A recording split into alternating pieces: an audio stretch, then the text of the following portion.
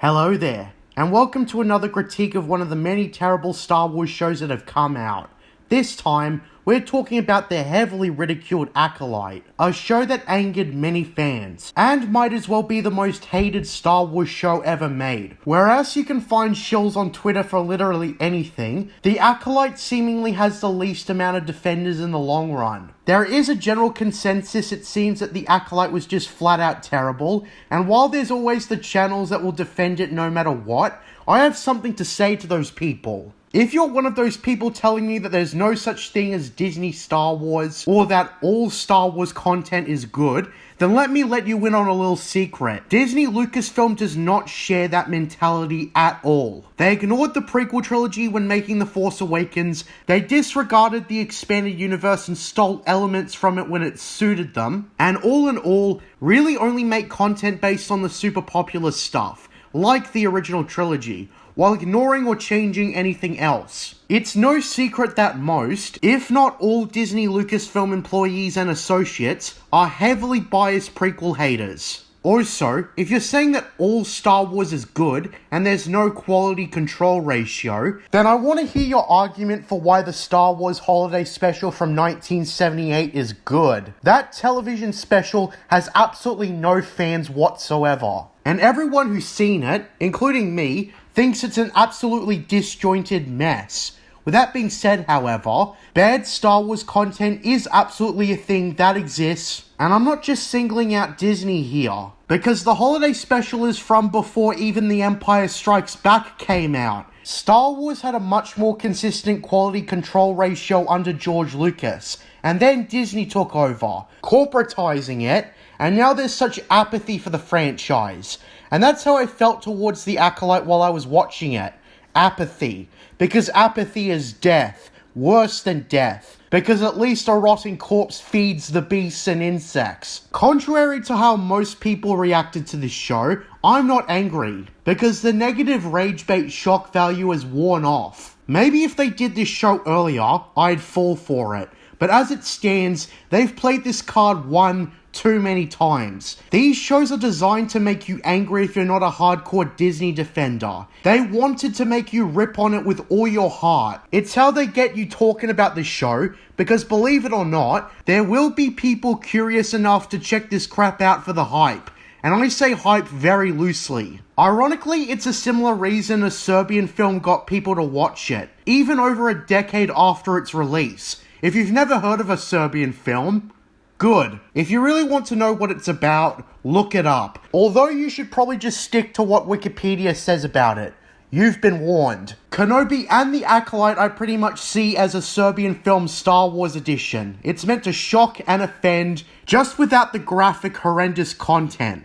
Like, to anyone who knows about a Serbian film, take what that film has, and imagine that instead of the stuff that happens in that film, take the disgust you felt from what happened against Star Wars lore. Still though, it's not worth getting riled up about, I feel. The people who made a Serbian film didn't like the politically correct nature of the Serbian film industry at the time. So they literally made the most shocking, disgusting film ever, and called it a Serbian film deliberately so it would be a film that everyone would associate with Serbia. And it worked. Oh boy, did it work. Like it or not, there's gonna be people who look at the Acolyte and accept it as legitimate, even though it butchers the source material to hell and back. And just because it has that official Lucasfilm labeling, people accept it as something you should legitimately consider canon. But let me tell you firsthand that this show completely misses the point, and is not compatible with George's 6-part saga. Quite the opposite, in fact. And it was no accident either.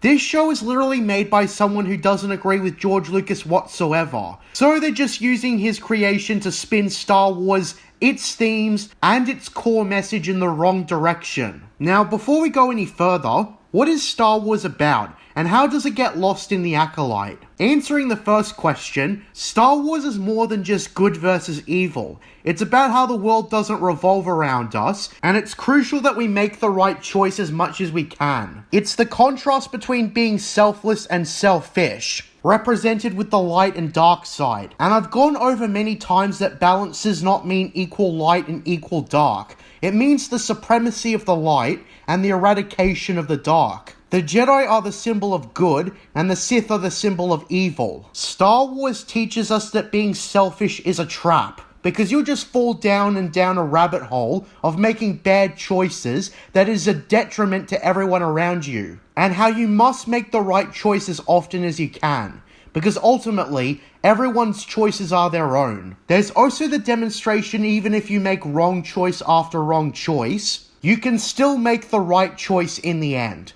And that's what Anakin Skywalker does when he renounces the dark side and saves his son. But during the prequel trilogy, his journey was filled with bad and selfish choices. Being a Sith, despite what it seems, is a lonely and miserable existence, while being a Jedi, even without attachments, is a fulfilling lifestyle, as you will ultimately know that you helped as many people as you could before you die and become one with the Force. Both are the utmost extremes of morality, but George makes it clear that you don't want to be anything like the Sith, nor would a rational person ever want to root for them, at least on a moral level. Like, it's fine to think of Darth Maul as a cool double-bladed lightsaber-wielding motherfucker, but never forget what George is trying to teach us. So in essence, Star Wars is about the choices we make, and what good and evil actually is, and why you shouldn't ever be selfish or evil, and should always strive for the right choice as often as you can. Star Wars also shows us that the right choice is not always easy. Anakin, for example, was not willing to let his wife go, and it led to a lot of bad choices that resulted in events far worse than his wife dying. The Republic became the Empire under Palpatine's Iron Fist, and Anakin ended up losing everything he cared about, becoming the Emperor's slave. And while not expanded much in the movie, the EU explores how much Vader hated himself for his choices after the fact. But at the same time, there was no going back whatsoever to him at least. Because what was the point? Now, I could go on, and I can also say another key theme of Star Wars is hope and whatnot, but the main theme that's relevant to this critique is being selfless versus selfish. Now, something I wanted to say before we answer the second question I brought up, how the key message gets lost in the Acolyte, is how the Acolyte as a concept wasn't doomed to fail, at least on the surface level. The perspective of the Sith, how the Jedi become complacent, etc., are very much valid ideas for stories. And it's been demonstrated in both the Darth Bane trilogy and Darth Plagueis, both of which I have read. However, not a single one of those books presents the Sith and what they do as sympathetic or in the right in the slightest. As you might expect, the Sith are people who make selfish choices always. And that's the very foundation of their philosophy, that the weak deserve to die, and the strong deserve whatever they can take. It's built on how the dark side works in general, how imposing your own will on the Force is selfish and wrong. So the main thing I'll point out is how Leslye Butthead, yes, that's what I'm calling her. What are you looking at, Butthead? Completely misses the mark. So without further ado, I think we should assess the Acolyte from beginning to end and discuss the poor writing, plot holes, lore breaks, and inconsistencies with George's work fucks over this show. So the show begins with a sort of title crawl, establishing the setting. This story is set 100 years before The Phantom Menace, at the end of the High Republic era. A series of books that sold piss poorly because they failed to engage the audience in the long term. And trust me, this show isn't going to do them any favors or encourage people to buy the books. Anyways, this story starts with a masked woman on some planet called Ueda, and after getting some alien to tell her where a Jedi is, she walks into a bar to go speak to the Jedi, Master Indara, played by Carrie-Anne Moss from The Matrix. Now, the very stupid start for the whole show has this assassin try to take down a Jedi Master in front of a whole horde of witnesses. And I realized straight away how dumb this is, given what's revealed later. This show is structured like a murder mystery for the first half, and it's a mystery for the sake of a mystery. I don't understand right off the bat why this assassin has decided to initiate a fight with a Jedi Master in front of multiple witnesses, and on top of that, tries to get Indara to attack her first. Indara obviously refuses, and no one on the table takes her seriously. Which, to be fair, I wouldn't either. But then the assassin initiates the fight by doing some kung fu on the Jedi's friends at the table, which obviously gets Indara to step in. And despite wanting to kill her without a weapon, she at one point tries to grab for Indara's lightsaber, and when that doesn't work, she pulls out a small dagger. This is the first fight scene of the show, and it looks too much like scripted choreography. While not a major detriment to the show, this fight is obviously meant to imitate The Matrix, and the fight comes off too much like they wanted to have flashy fight moves. I noticed watching the fight at normal speed that the fighters don't use their legs much, and it's like they've been given highly practiced cues to do a certain move when. So while fast-paced, it looks too much like a scripted fight. I also disliked how lousy Master Indara is trying to subdue the assassin, to the point where it feels like she's not trying to subdue her at all. It's like she's just letting her stick around to cause some chaos instead of trying to disarm and arrest her quickly. Thinking back to Attack of the Clones, for example, it actually felt like Anakin and Obi-Wan were generally trying to catch Padme's would-be assassin, and disarmed her as soon as they could. Here, not so much. Indara practically doesn't do enough to prevent the hostage the assassin holds at knife point, as well as the bartender we'll talk about a little bit later, who for some reason chose not to flee the scene like everyone else. Oh wait, it's so Indara could hold the assassin at a grip after wasting so much time, unmask her, to where she recognizes her, all before there's a poorly paced distraction where the assassin throws a knife at the bartender, giving her the opening to kill Indara as she stops the knife. And it's gone. Yep, and that's Trinity down. Who's next? This is a fight a Jedi Master easily could have won, but the power scaling is horrible. She also doesn't pull up her mask after killing Indara, and this leads to the bartender at the assassin's mercy. And after seeing how the bartender has a kid clinging onto him, she lets them off. Now this whole morality thing probably wouldn't have happened at all if the assassin actually tried to assassinate the Jedi in a secluded area. She probably would have had less risk of getting caught at the end of the day. These are the problems with the start of the episode before all the context is easily revealed. But even with context, it doesn't make sense whatsoever. This is the opening scene, and this is where we get a title thing for the Acolyte. Not even 10 minutes in, and the whole reason this show plays out like it has is because of poor writing. So next we get our introduction to Osha, played by the same actress as the assassin, although as it will be revealed, it's not the same character. She acts nothing like the assassin, as she casually gets up on a Trade Federation ship with her sidekick droid Pip, available for only $19.99 each. Why are there always gimmicky characters that feel like they're trying too hard to sell merchandise? I also have to say, if they're trying to sell this as a toy... You gotta be kidding me! You really think people are stupid enough to buy this? Anyways, we get Osha's usual routine, which includes fixing a part of the ship.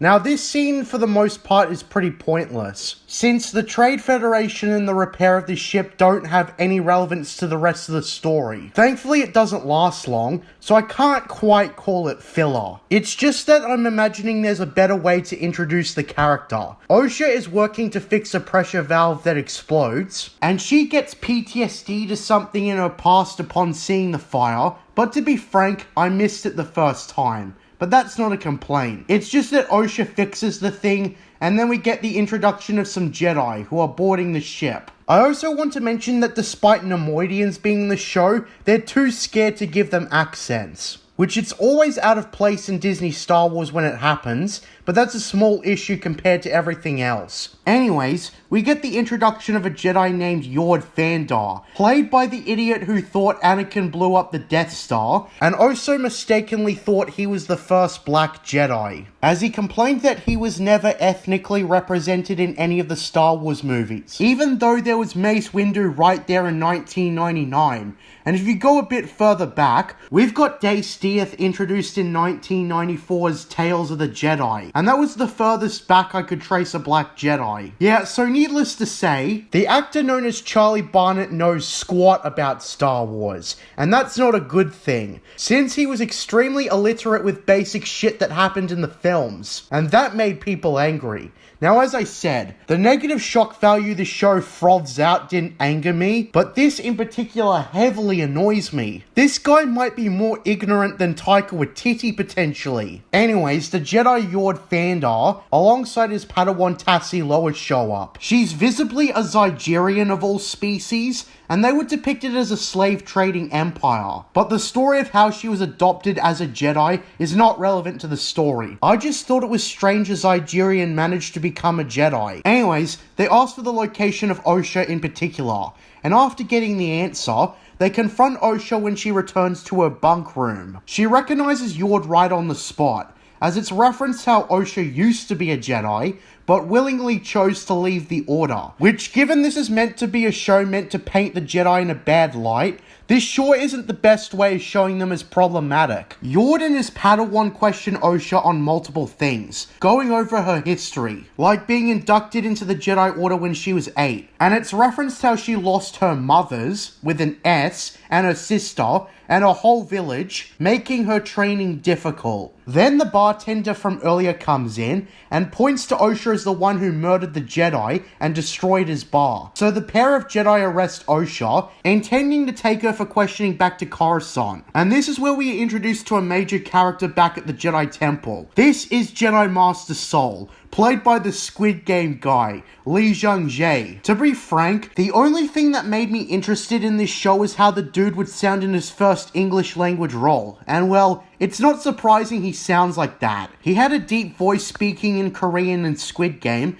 but beyond that, after I knew what he sounded like in English, the main thing to do from here was to make Squid Game jokes. So during Squid Game, I'm guessing Song Gi-hun had a dream about becoming a Jedi, and this is what happened. However, the real nightmare had only just begun when he woke up, found himself wearing a green jumpsuit with the number 456. Yeah, imagine intercutting the scene when Song Gi-hun gets knocked out by gas to when he wakes up, with the entirety of the Acolyte. That's my headcanon, to be honest, because if the Acolyte was but a nightmare of Song Gi-hun, instead of something we're supposed to take seriously as Star Wars canon, I'm all for it. Anyways, we get our introduction of Master Sol instructing a class full of younglings. It's a typical looking Force class, with Sol instructing his class to close their eyes and tell them what they see.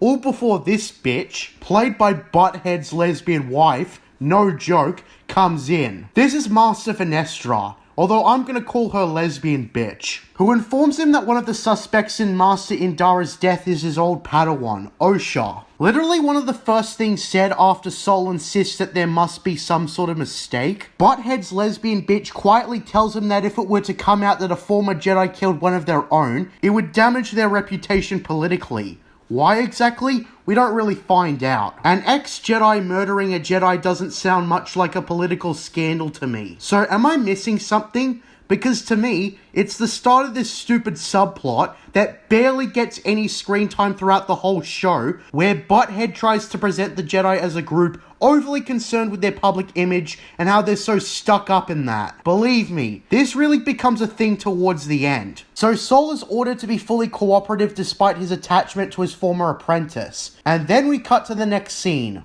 which is really stupid, in which Osha is on a prison transport guarded by droids. Right as the scene starts, after some convicts tell Osha that the guy in the next cell room has got a parasite on him to control him, they tell her that they're planning an escape, and asking her if she's in, and she obviously says no, because she has faith in the Jedi. And I can't believe I'm saying this, but one of the prisoners proceeds to hack the droids to shut off, getting them out of hyperspace, in which all the prisoners rush forward to the escape pods. Gee, the first question is what idiot decided to leave a prisoner in a position to hack the droids on a goddamn prison ship? One of the alien convicts is then able to grapple himself onto one of the droids, snapping its head off, and allowing him to unlock the cell door. Believe me, at the first time I watched this, I could not believe my eyes. Osha should be like a maximum security prisoner, and presumably so should the other prisoners, but they're easily able to hack the guard droids like it's nothing and initiate an escape. Osha is left behind, but despite that, the tumbling and turning ship allows her to grip her droid Pip and unlock her cell door. There's another escape pod waiting, but despite that, and despite being warned that the other prisoner on board was subdued by a parasite to stop him from going psycho, she foolishly decides to remove the parasite when he proves too heavy to carry. And yeah, what you pretty much expected happened. The violent prisoner shoves her aside and goes for the second and last escape pod, leaving Osha to withstand a crash landing. Good job. So her only option after this is strapping herself in, so she hopefully doesn't die in the crash landing. And so the ship is an absolute wreck upon impact. Another happy landing. Then in the very next scene, after we're introduced to Sol's apprentice Jackie, who spots him looking at a hollow image of his old apprentice, they go down to speak to the prisoners who are caught immediately after bolting from the escape pods. The timing of all this is blatantly ridiculous. Apparently the Jedi captured the convicts near the crash landing, but didn't search the planet itself, where the ship crash landed. Wow, what a great way to waste time. And this is especially where Sol suggests taking a team over to the crash site, since apparently nearby patrols didn't search the crash site and just ditched the area to take all the convicts to Coruscant, so that they could then tell the Jedi what happened to Osha. Frankly, from what I recall, having Osha reach the Jedi Temple normally wouldn't even change the overall story that much, or at the point of this story that Butthead wanted to tell. So why this was done is anyone's guess. Now, despite me saying point of the story, this story is in fact utterly pointless as a matter of fact. But I'll discuss this towards the end. So anyways, Sol convinces Butthead's lesbian bitch to let him go to the remote system, and after minimal convincing, it happens. Osha finds herself waking up in the now crashed ship. The reason Osha doesn't try to start a campfire or try contacting anyone through the comms is because she's drawn away by a dark vision of a shadowy figure. Cut back to Sol and Jackie, who are prepared to go out for the mission, and apparently Yord, aka the Anakin blew up the Death Star revisionist, joins them on the mission. One of the most cringe-worthy scenes is seeing him ironing out his clothes. This is all done so we can see his man chest, and so the fangirls can cry over it. Thankfully, he's not butt naked, as he's wearing pants of some kind. But this is a completely out of place scene. My only guess is that it was meant to incite shipping between Jackie and Yord or something. The scene is out of place, however, and nothing even comes of it, given what happens later. And oh boy, we'll get to that. Osha in the meanwhile gets a vision in which she speaks to her sister May, and the whole thing is meant to build intrigue. The background changes and whatnot, but then it turns out Osha never actually left the ship, and was dreaming the whole thing. Then we get the Jedi trio on the way over to the planet with Jackie asking Sol about his former Padawan. Sol explains that she was adopted into the Jedi Order 16 years ago when her sister started a fire that burnt down her home. Jackie also mentions how it's not listed in her file as well. Now, as I knew this show was going to build towards the Jedi being portrayed in a poor light, I knew that Butthead was going to build up to something like this. While not a criticism for the story, I think Disney showrunners always reveal too much about a show that ruins any effective surprise. Not that they're even compelling anyways. They announced that Tamara Morrison would play Bobby Fett in The Mandalorian Season 2, ruining any build-up. They revealed that the Kenobi series was going to have Obi-Wan and Vader meet again, despite how little sense it made, and again, ruined any potential build-up. And so on. It's a key weakness that they basically reveal too much before a show comes out, and you can guess the rough plot, and thereby theorize on any twists and turns in the narrative. This is actually a reason I was more prepared for the rage bait than most, because they spoiled enough about the show ahead of time, where I had plenty of time to prepare for the crime against humanity plot points. Osha sees the ship up above coming to investigate, and she for real this time decides to abandon ship. Okay, I'm probably nitpicking here, but why the hell is she trying to flee from the Jedi? I thought earlier she said that she put her faith in the Jedi, but now she's trying to run from them. There's also some super choppy editing where Osha leaves the ship, and the next swipe has the location be the same. Just that this time it has the Jedi characters search the ship, which is extremely jarring if anything. Despite the sense of time being extremely short, it's speculated by Yord that scavengers have already plucked the ship,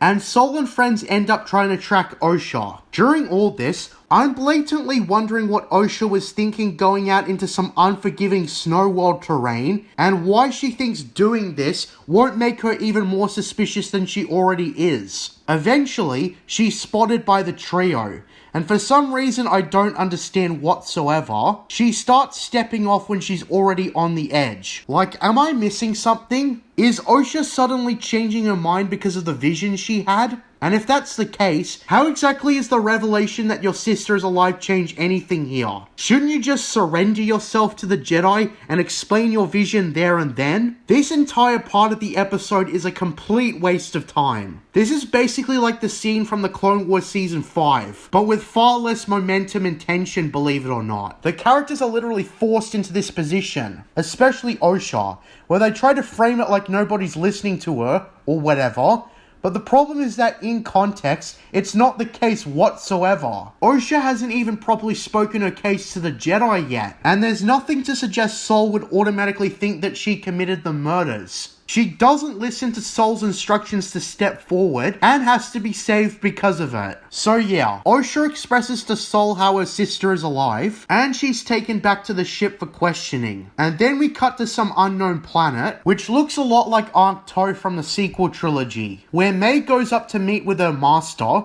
a dude that's been dubbed Smilo Ren, who gives a speech about killing a Jedi without a weapon, specifically stating that steel or laser is no threat to them. And again, I'm confused, because I thought May used daggers, which would count as weapons by anyone's accounts. And to seal the crappy cliffhanger, the dude ignites a red lightsaber. Oh gee, I wonder what this guy could be. So yeah, that's episode 1. And so far, the writing is piss poor. This episode probably could have ended 15 minutes early, because the whole crash landing thing made no sense, and ended up just wasting time. So with that being said, let's get on to episode 2. In this episode, there's some local Jedi temple on the world of Alega, in which May is easily able to get in thanks to a distraction by some kid. The minimal security is pretty pathetic, especially since this temple houses one of the targets. Wouldn't you think there'd be some stronger security? In fact, even without a max level security alert,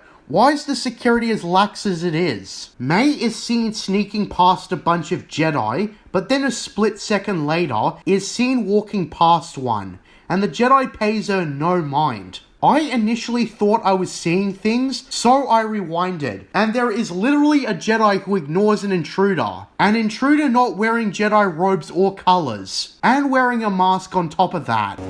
Good job. Then May gets to her intended target, this dude Torben, who is eternally meditating, while floating in the air proves impossible to touch as she tries her hardest to hit him. But he's basically got a force bubble or something around him. All the attacks fly off because of this shield, and eventually, May gives up and leaves the temple, and this is just as it's reported that there's been a security breach. After the title card, we cut to Osha and Jekka conversing a bit, although it doesn't drive the story much, and all the while, Yord speaks to Sol about what Osha said. The two have opposite opinions on where they lean, with Osha's account that her sister is alive and must be behind the death of Master Indara. We don't really learn why Yord thinks this, and for context, Yord and Osha know each other as fellow classmates. So the question I'm asking is why Yord thinks Osha murdered Indara, or at the very least, leans towards that conclusion. It's not really discussed how much time passed between the murder of Indara and Osha being questioned, as well as how far away Osha was. It's never brought up as a matter of fact now that I think about it. And yeah, this show does treat traveling to a location like a trivial task. Anyways, Sol speaks to Butthead's lesbian bitch and tells her about how May is possibly responsible for the murders. And lesbian bitch tells Sol that there was an incident on Alega at the local Jedi temple,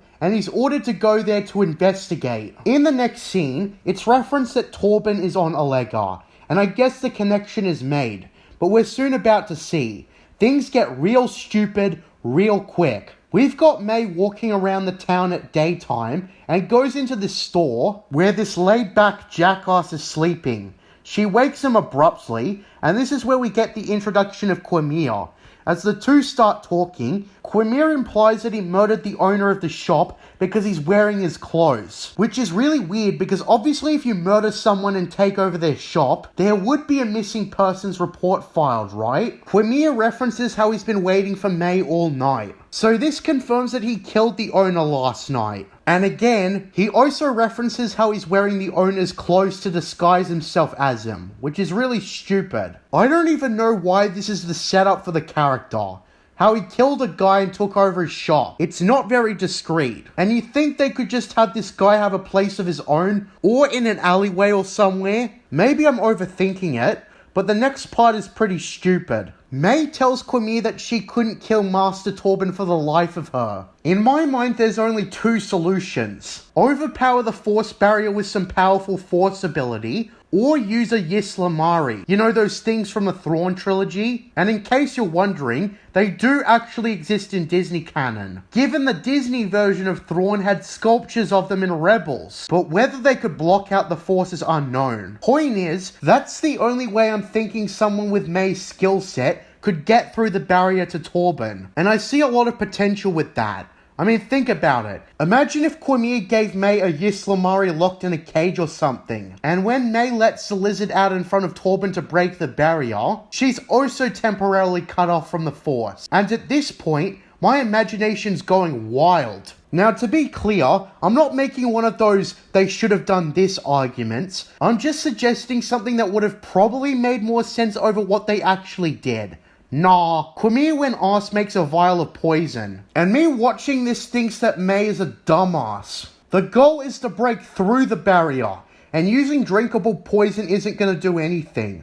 When she requested poison, I initially thought that it was going to be sort of like a dart or something made out of death sticks, or something that lowers sensitivity to the Force, but no, it's a vial of poison. Anyone who is watching this can see the problem and will just scoff and think, wow, good luck getting past the barrier to get to Master Torben, which, if you've seen this episode, you know that they're going to make things too easy. This time for the bad guys. And yes, they are the bad guys. I know Butthead is missing the point of Star Wars, but I'll discuss that in more detail. Just bear with me. So yeah, May also references how she's gonna figure out how to kill the other two Jedi for the Master. During all of this, they give away the fact they're both working for the Sith by citing the first part of the Jedi Code. Quimir does this as he's talking about the Jedi wanting peace, and as the Sith believe, peace is a lie. Now, Butthead clearly doesn't understand this line. For a quick recap, in Knights of the Old Republic, Yothora Ban explains to the player when asked that the Sith believe that peace is a lie because they think there needs to be conflict always to move the galaxy forward. Without conflict, it leads to stagnation, where progress cannot happen. And this is the mentality of the Sith, where they believe that causing chaos is the natural order of things, how things should be. This is the incentive for the Sith to cause conflict,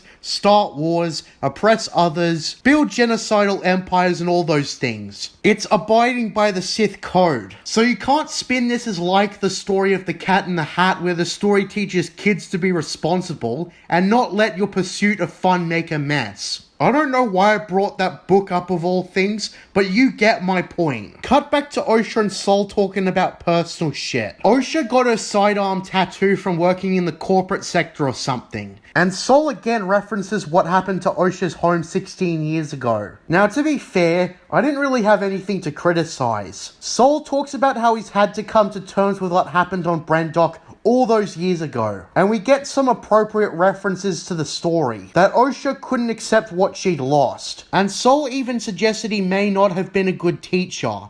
Anyways, they land on Brandok, just as May is about to attempt to assassinate Master Torben again. For some reason, there's no indication of bumped up security. In fact, it looks the same as usual. And this is where Sol and friends speak to the Jedi at this particular temple. One of them is a massively obese guy, which makes no sense because Jedi are supposed to be physically fit and capable, but I'm not about to go on a rant about body positivity symbolism. I just wanted to point out that this guy needed to lose more than a few pounds before playing a Jedi character. With all that being said, all May has to do to convince Master Torben to cease his eternal meditation is to put the poison vial down, and saying that he can either admit his crime to the Jedi Council, or he can seek forgiveness from her. For some reason, Torben goes out of his meditation and agrees to drink the vial, resulting in his death. And it's gone. So yeah, you can tell that they wrote Master Torben in a way where he couldn't be touched, but they couldn't figure out a way to break through his force barrier. So all it takes is a poison vial, which is as pathetic as it sounds. Why he didn't just let May kill him in the first place if he was that willing to die is anyone's guess. In fact, before he dies, he says, "I've been waiting for you, May," which further adds the question of why he didn't cease his meditation when she first showed up to kill him. So as Sol and friends arrive at the scene, Osha takes a detour after seeing a vision of her sister and ends up accidentally herself into the side of Master Torben's body. And this is stupidly bad luck because Sol and friends didn't notice her break off from the group over the body, but then Jord, who also split from the group, bails her out by revealing that he followed her when she broke off and didn't tell anyone. Great. Anyways, they investigate the body and realize he didn't struggle and he took the poison willingly. Osha also recognizes the specific poison used in the vial. Apparently it comes from Brendok, and it's a thing she and her sister were familiar with. She even states that the specific poison wears off so quickly that it must have come from nearby.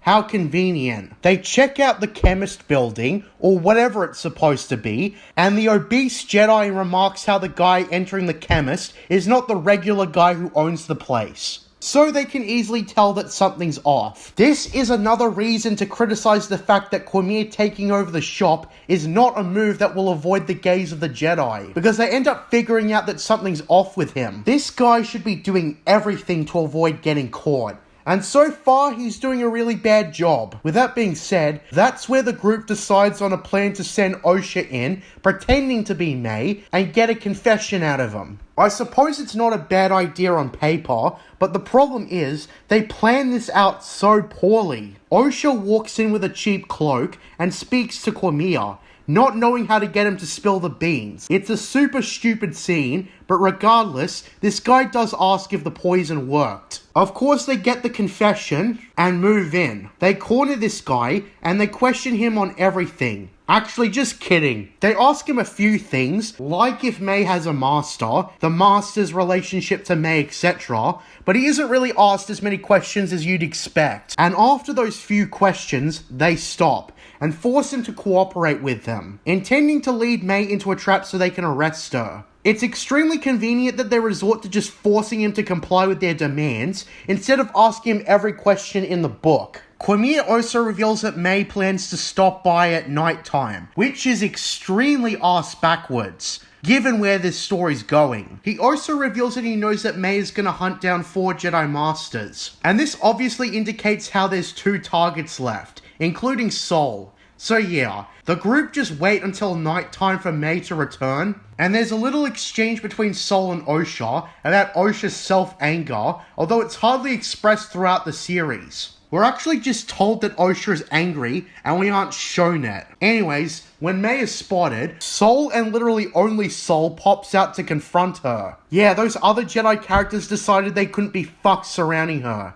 and this is just stupid. The writers must have known if there were multiple Jedi surrounding her, she'd have to surrender. But by having Sol confront her alone, it results in May having a chance to escape. I guess since Sol is one of her targets, she proceeds to attack him in the choppiest kung fu I've ever seen. But there's a bigger problem. In the context of the story, this feels like an intentionally choreographed martial arts demonstration, because Sol does little to restrain May. He lets her keep fighting for an extended period of time. He pretty much dicks around and wastes time. His number one priority is to apprehend May, but he does far from that. Instead, he mostly just dodges all of her attacks and allowing her to keep hitting him. It gets even more stupid when we are reminded that Jord is just spectating the fight with some binoculars and doesn't jump down to help Sol. In fact, by the time the screen wipes, he's still watching the fight like the newest episode of Brendokian Ninja Warrior. So we cut to Osha, waiting around, bored as all hell. And she learns the fact that May is fighting Sol,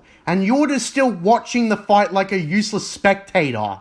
Like seriously, where's the rest of the Jedi and the Brendok police when you need them? Then when Sol reveals that Osha is alive, May doesn't believe him, and this is where Jord steps in to help Sol.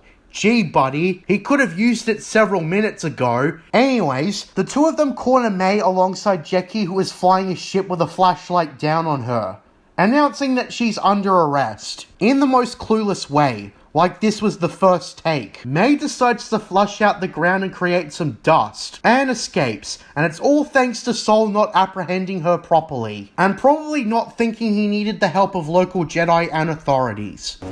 Good job. So May ends up running off, committing Grand Theft Auto on a driver who accidentally runs her over in a mild fashion. And this is the poorly placed moment where Osha calls out to her. And May finally realizes that Osha is alive. And what happens next is practically Butthead forgetting that Osha is holding a stun weapon, hesitating to shoot her sister. And despite the weapon not being lethal, she misses the shot and her sister gets away. Good job. In fact, right after this, we see that Sol was not so far behind, and it's almost like he was watching the confrontation play out. So yeah, Sol contacting Butthead's lesbian bitch is told that he needs to wait, even though they're all wasting time. And they know where May is going next. Presumably where Kelnaka, the Wookiee Jedi also on Brandok 16 years ago, is now. But lesbian bitch doesn't listen to him and tells him that they need to strategize. The part after this is pretty stupid. Quamir wasn't arrested and locked in a cell for being an accomplice, because he literally sneaks away from a lookout when he's not looking, confirming this guy is under such pathetic supervision. Minimal security, in fact, and this allows May to show up and try to kill him for selling her out to the Jedi. But Quamir's all like, I'll make it up to you. I'll smuggle you off the planet to the world where the Wookiee Jedi is. And that's about it. Despite the planet being referenced to being on lockdown, they easily make it off. We get a brief shot of Kofar, the planet where the Wookiee Jedi is, and we see him scare off some scavengers. Cut to black, and that's the episode. Yeah, so far, this show is full of writing inconsistencies and plot holes. And this is probably the least hard I had to look for problems with a show.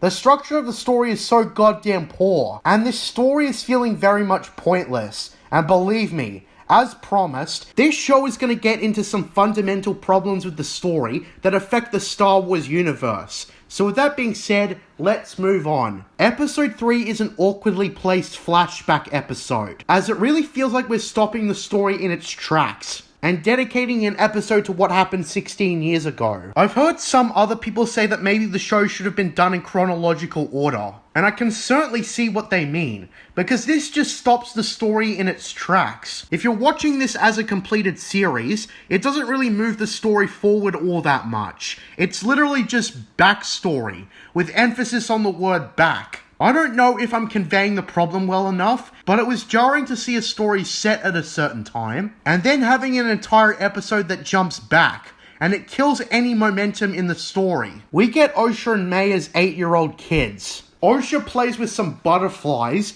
and the two are established as being kids who ran off into the woods, until we meet this Zabrak, known as Mother Coral, who decides to punish them for wandering off. We see that the society the girls live in is full of women, and they were all coined the name lesbian space witches based on what happens in this episode. Apparently there's a ceremony coming up with Osha and May, and I was feeling uncomfortable during the whole thing. Now, it could just be me, but as Osha and May are the only children in this lesbian cult, and they're required to do some sort of ceremony, the whole thing gave off grooming vibes. Remember that Butthead is already in hot water for her association with a certain someone, and she certainly doesn't help people's perception of her.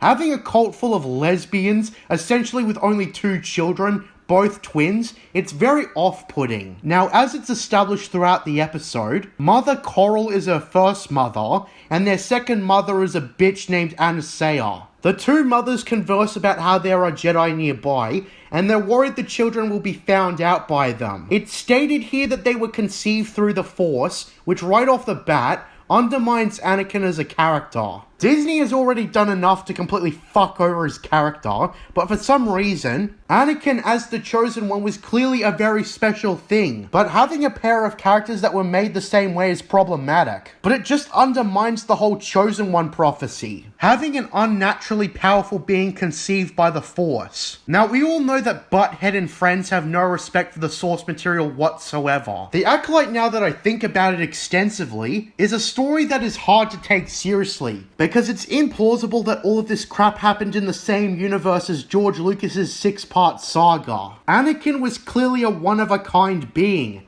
hence the name of the Chosen One. His circumstances were very clearly unique. It's very much inspired by Jesus Christ after all. Jesus didn't have a father either, although technically God was his dad. But still, they muddled up the symbolism of Anakin by having Osha and May created through the lesbian practice known as scissoring, and it's Butthead's perverted spin on the whole thing. I'm also going to go on a side tangent and say that Butthead's not going to improve perceptions of gay people by doing crap like this. Coral and Anastasia border on being characters designed to be lesbian. Personally, 99 times out of 100, gay characters never feel real enough. And as someone who wants to write his own stories, I'm going to have a self-imposed rule that if I'm going to have any romance subplots, I'm going to keep it strictly hetero. And I'm not going to bother with gay romances whatsoever, because they're near impossible to write convincingly. So I might as well not even try to write one. And it's because of stories like The Acolyte that demonstrate why. Gay romances take me out of a story, especially when someone like Butthead's doing it. Anyways, enough of that.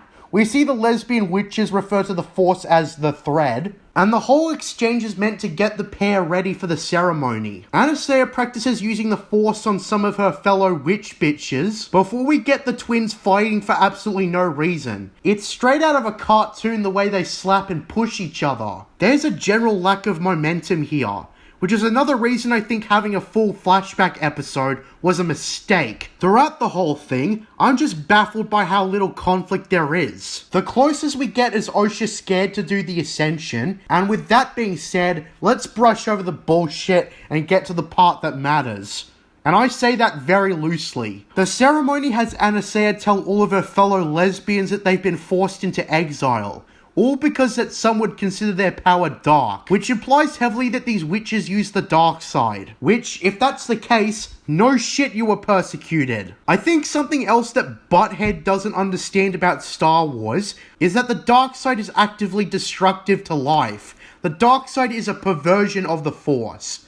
As one who uses the dark side, feeds on negative emotions, and it's extremely harmful to both the user and everyone around them. Trying to elicit sympathy from us that these witches use the dark side of the Force is ridiculous. Although there is another implication I can see here, and that's the fact that the witches' powers are considered dark rather than actually dark, which is equally as dumb, because it's clear that nothing these witches do are in service to the Force and the greater good. So if they're doing that, then their powers are definitely dark. Now I will point out that having misconceptions about the Force in-universe is actually a thing. As I hear, Dawn of the Jedi had the early Jedi think that balance was the whole equal light, equal dark nonsense we all ridicule, and eventually they realized the error one day. The most amount of slack you can cut these lesbian witches is that maybe they're utterly clueless on how the Force works, but being delusional about the Force is not a valid defense, especially not at this point in the timeline.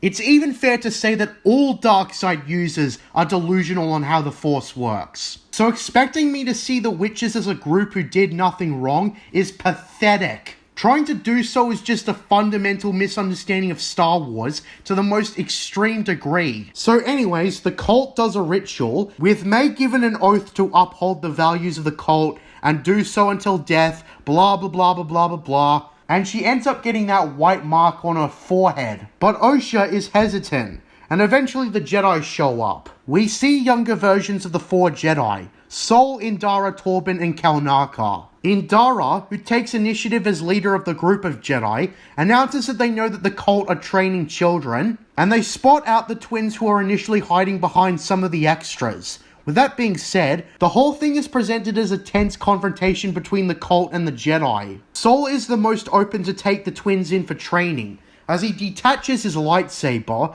and gives it to Osha. Which, the thing is, it's pretty unwise to give an 8-year-old a dangerous weapon like that. Sol on the spot convinces Osha to want to be a Jedi, but then we get the young Torben's eyes going black, and be affected by the power of the witches. The whole thing is essentially taking over one's mind, and the way it's shown, I can definitely infer that it's a dark side power. Anastasia sets an ultimatum that they leave in Torben Keeps' mind. Osha blurts out that she wants to take the test, and Indara states that the Jedi have the right to test for potential Padawans, with Anastasia's consent, of course. In the next scene, Coral and Anastasia argue about letting the twins take the test. Anastasia states that she's going to let the Jedi test them both, and Coral objects to this, being the aggressive one. And here we get the whole exchange where Coral says that she carried the twins, but Anastasia counters that she created them. Coral counters again, being like, do you have any idea what will happen if the Jedi learn how you created them? And here,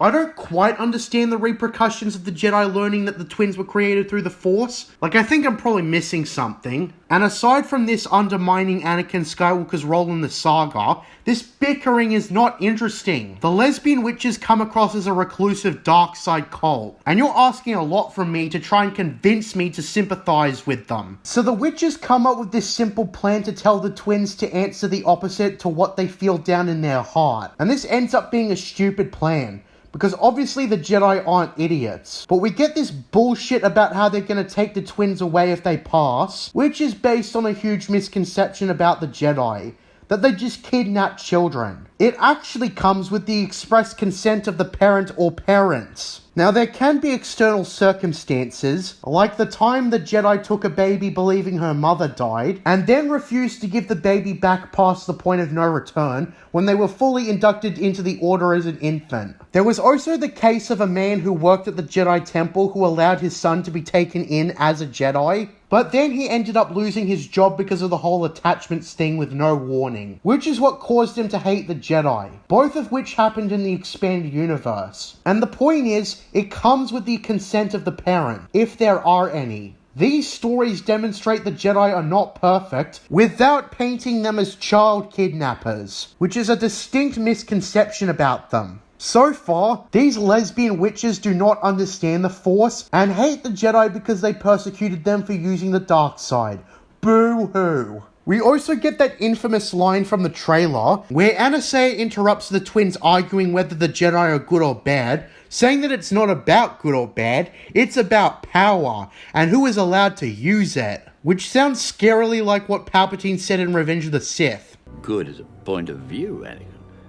The Sith and the Jedi are similar in almost every way. The fact that they're trying to have a character you're supposed to sympathize with though say this is extremely troubling. This show seems to actively make us want to question the Jedi. And I'm not against stories encouraging you to think about things, but this show is creating artificial problems with the Jedi based on misconceptions that destroy the whole story of Star Wars. There's this line after that where Anastasia tells Osha that what a person wants changes as they get older. And that's like maybe the only thing I agree with. That is certainly true, but toppled with the other crap, that line in particular is undermined by trying to paint a cult of witches as doing nothing wrong. Anyways, after this, the twins are brought before the Jedi.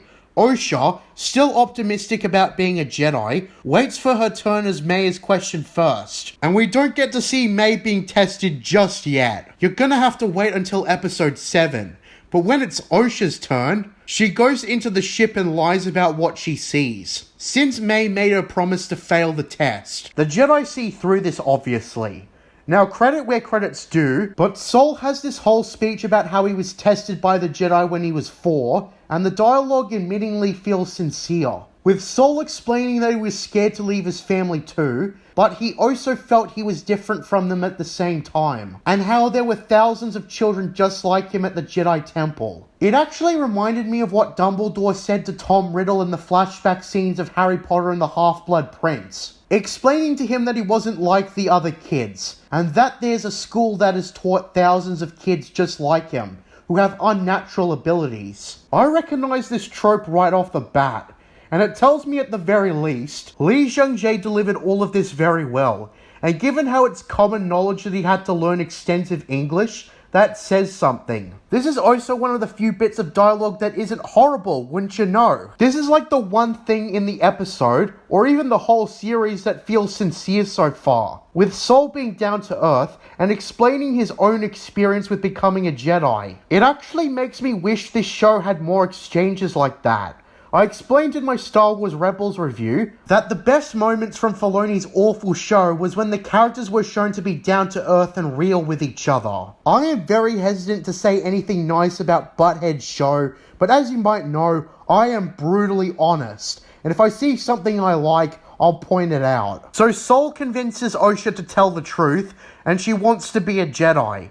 Now, something I just noticed is that the show doesn't actually explore why Osha wants to be a Jedi. The Jedi show up and she immediately wants to be one of them for some reason. And this is despite the fact the lesbian witches would have told her bad things about the Jedi, I imagine. Or maybe very little at all. Even after Osha takes the test, she doesn't give us the reason she wants to be a Jedi. All she says in the next scene is that she wants her own life, and she doesn't want to share with May, and she wants to see the galaxy, and those are extremely vague. And I'm guessing based on what she says is that she wants to be an explorer, which of course Jedi do, but it's not what being a Jedi is about. So anyways, May gets angry and is forced to take a walk with Coral. And Osha speaks to Anasera about the choices she's made, and she's more encouraging than usual. This show really confuses me. It's been criticized for characters changing their minds or doing inconsistent things for the sake of the story. And right here,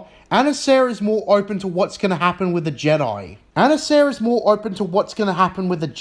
Maybe she is just trying to get Osha past the fear of leaving her family or something, but I doubt Butthead thought about it that far. Still, it is a possibility. In the next scene, May resorts to threatening Osha to stay, and of course she refuses. And so she does the most drastic thing I've ever seen. She locks Osha in a room and starts a fire, presumably in an attempt to kill her. A chain reaction starts, and the whole place is set ablaze. Osha escapes through a hole she opens, although she takes her sweet time to open it, and eventually, she finds May on the opposite of the platform as the whole place explodes in a Michael Bay fashion. Sol shows up and narrowly saves Osha, but is far too late to save May. With that being said, the pair run past the lesbian space witches, who have all mysteriously died. And it's gone. Also, let me tell you ahead of time that episode 7 does squat to recontextualize what you see here, but we'll talk about that later. With that being said, Osha speaks to Sol back on the ship, and she learns that everything's gone and there's no reason to go back. Sol makes a promise that she'll never feel this way again, and that's the episode. So yeah, if I had to summarize the overarching problem, it's that it completely halts the current story in its tracks, and I half forgot about the murder mystery. In my opinion, this kind of story should have conveyed all this through dialogue in the present, or by making the flashback shorter within an episode set in the main story, because as it exists, it's like we're jumping back to a different story too much. And with that being said, let's get on with episode 4. In episode 4, we get a scene of Kalnaka doing his usual routine, before we cut to Coruscant, where Jeki is doing a dueling session with one of the masters. When the class ends, she speaks to Osha, and Osha decides she's out. Something that will obviously not be enforced by the character, and she'll change her mind, so this scene doesn't have much importance. Then we've got May land on Kofar with Crimea, in which the pair set out to hike for the Jedi. Then comes the scene that had everyone confused. We've got Ki-Adi-Mundi, who shouldn't have even been born yet, show up in a Jedi meeting. At first, I thought it was someone who looked like Ki-Adi-Mundi, because it would be super retarded if it was actually him, but no, it's supposed to be him. He looks practically the same age as he did in The Phantom Menace onwards, and it's very jarring. I should also mention this is the same guy who denied the Return of the Sith in The Phantom Menace, and given how this show ends, it makes things even dumber. Now, Ki-Adi-Mundi is commonly wrong about things in the prequel trilogy, and is depicted as being too detached, such as in the Star Wars Republic arc Prelude to Rebellion, where he's a bit of a dick to his wives and daughters. But I have a feeling this may actually be the reason Butthead and friends threw him in here. One of the Order's most incompetent Jedi being part of an investigation that involves the Sith. Butthead gets the illusion of the excuse that Ki-Adi-Mundi screwed things up. But then again, this is Mundi's one and only appearance in the Acolyte. and it's extremely pointless as a cameo. If you didn't want to use Yoda, then you should have used Plo Koon, Phony Filoni's favourite prequel Jedi. Butthead has cited Phony Filoni as her mentor after all, so why they chose Ki-Adi-Mundi is beyond me. Anyways, they investigate the fact that May has limited training and an unknown master. And throughout the whole show, it seems like Butthead's lesbian bitch is the one calling the shots. She rejects the idea of telling the Jedi High Council because they'll tell the Senate and it'll create negative PR. For what reason, she doesn't specify. But I guess the point of this was to show the Jedi as a group that is heavily concerned with public image and how the galaxy thinks of them, which is the last thing on the actual Jedi Order's mind. I'm getting really annoyed at what Butthead is trying to do here. Painting the Jedi as a group that cares a lot about public image to the point where they'll ignore problems like this is something made up by someone who clearly doesn't understand the Jedi. Now, to go into one of many explanations, the fall of the Jedi is meant to represent how the Jedi became complacent. They had gotten too comfortable with 1,000 years of peace that they were blatantly unprepared for the return of the Sith, aka the return of evil. Their fall was meant to represent how you must always be on the lookout for the return of evil. I should also point out that part of Palpatine's rise to power was propping himself up as a hero, and portraying the Jedi as villains who started the war for self-serving motives. Which is ironic because he was behind the war in the first place. You see, what the Sith were actually doing during this time was steadily weakening the Republic over the course of 1,000 years, gaining connections so that one day, the revenge of the Sith would come by unhinged. I want to point out that 100 years before the Phantom Menace is far too early for the Sith to reveal themselves. The Sith only revealed themselves when it was time to strike. And that's when Palpatine orchestrated the blockade of Naboo, kicking the whole saga into gear. Taking the timeline into account, of course the Acolyte makes no sense. It's just like the Kenobi series. It wants to cram something that obviously didn't happen in George Lucas's story in a piss-poor attempt to change the story, and ends up making it worse. But you know what? I think Butthead knows all this. There's no way someone could get something this wrong about Star Wars to the point they portray the complete opposite. So let's get on with the story. Sol talks to Butthead's lesbian bitch and insists that if he knew that May could have survived the fall, he would have mentioned it. And he basically wants to go in to capture May. And obviously Butthead's lesbian bitch is hesitant to that, since Sol will go on the mission anyways. This resistance just comes across as the illusion of conflict. And believe me, characters changing their minds is absolutely still a thing that happens in this show. So with that being said, May and Quamir hike across Kofar, with Quamir asking how May killed the Jedi without a weapon. On top of the show forgetting that Indara was killed with a weapon, the conversation has the pair bicker on, and May asks what Quamir's relationship to her master is. And Quamir indirectly answers with the explanation that he owes him. And they don't really do a good job at concealing the Sith Master's identity. The trick with Yoda is really something that has already been done, and you can only play that card once. If you try to do the same thing again, people are going to catch on to what you're trying to do. Butthead doesn't even try to make this an effective surprise, because people saw it coming from a mile away. And seriously, if you're bringing Quamir to the planet, it's gonna be insanely revealing with what happens at the end of the episode. So after May asks what her sister was like when Quamir spoke to her, we cut back to Osha at the Jedi Temple, impressed at how they serviced her droid, and cleaned him up. And Sol intercepts Osha before she leaves, and tries to convince her to go on the mission with them, with him explaining that if she agrees, he will be allowed to go as well. Lee Jung-jae, to his credit, does try to sell the scene to us with his performance. And without much persuasion, Osha agrees to go. So anyways, we cut to all the Jedi on a mission. As usual, both Jackie and Yord, played by the idiot, all proceed to go to the system. Yord states that Kel Naka was stationed on Kofar and ceased all contact for a year, and he's been unresponsive to their transmissions, which I mean, at least it's a race to who can get to him first. Why Kel Naka hasn't maintained his communications equipment was kind of stupid to me when I heard it. What does he do in the case of an emergency? But with that being said, we get the introduction of this little fucker Basil, whose species was apparently ripped straight from the expanded universe, from a Han Solo novel of all things. Another example of Disney being unable to come up with their own ideas, so they've got to steal them from the expanded universe. Anyways, Basil in particular will be a complete detriment to this story. Believe you me. The group learn when they land that Kalnaka ventured into the forest and never came back, and so they use a tracker, aka Basil, to locate him by giving him a cloth.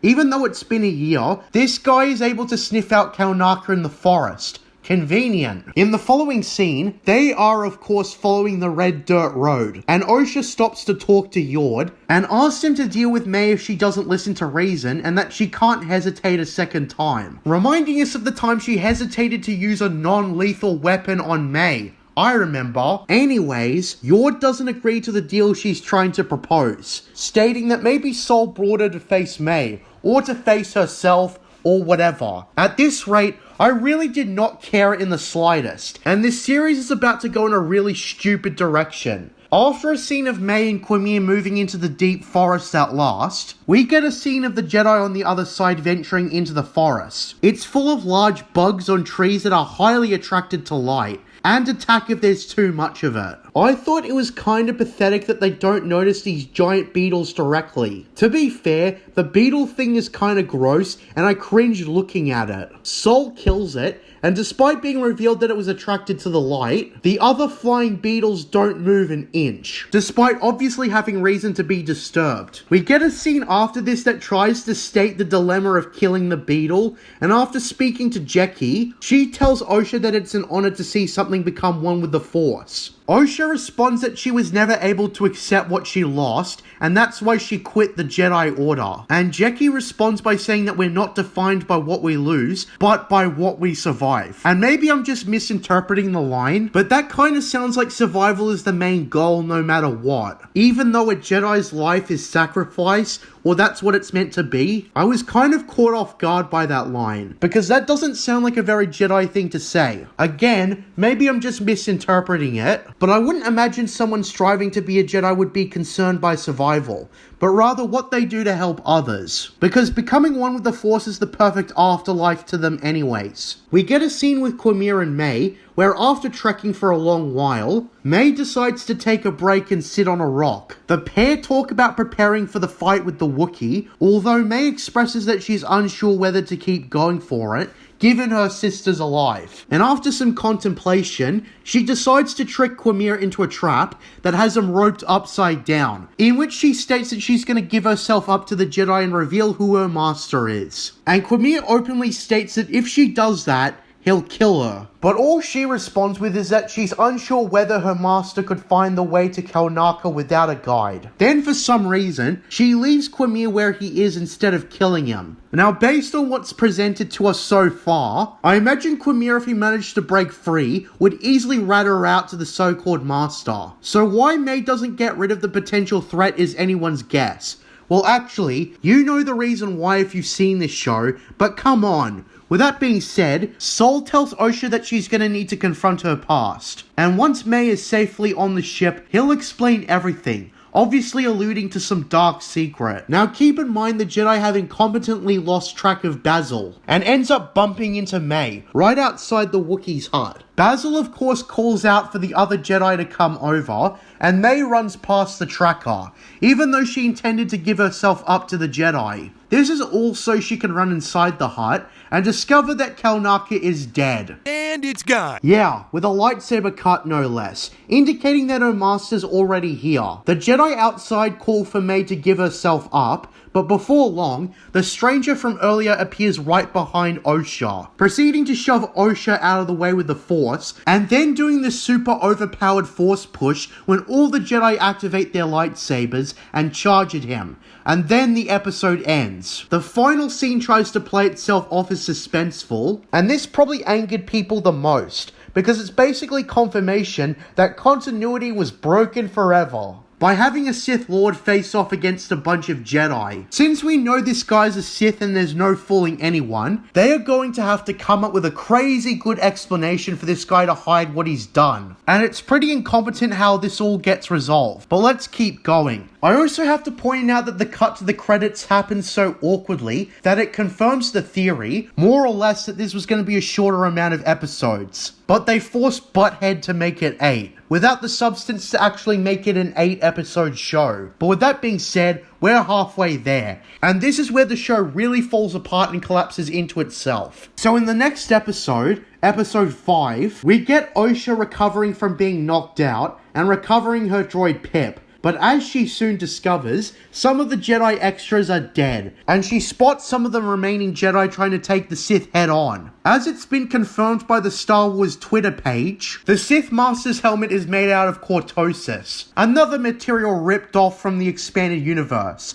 If you've never heard of cortosis, we'll let Luke Skywalker explain it to you. Cortosis is a rare mineral that resists lightsabers. The Sith Master is seen headbutting the extra lightsabers with his helmet, which was heavily ridiculed. Now, Butthead said that this was her favourite episode, and I also presume when she was talking about topping Duel of the Fates, this is what she meant. Well, rest assured, she didn't even come close. There's a lot of little things that happen in this episode that doesn't make me take this episode seriously. Like impaling 2 Jedi to where it looks like a kebab on a stick and slicing Yord's leg, to which before the Sith can get the finishing blow, Osha tries to stun him with her gun. It doesn't work, and he completely redirects his attention to her, walking over to her in a menacing fashion and leaving Yord behind. Now, the least you want to do if you're revealing yourself like this is to leave no witnesses. But the Sith Master gives Yord an ample opportunity to escape. But don't worry, Yord's gonna completely waste this opportunity. We get a scene of May picking up Kalnaka's lightsaber before it abruptly and awkwardly cuts to Osha running through the forest. Believe me when I say the editing in the show is far from smooth. Osha in the middle of running suddenly stops to look behind her, which is the worst thing you could ever do in a horror movie. If you can keep running, do so until you get to safety, because here, it's an incompetent decision.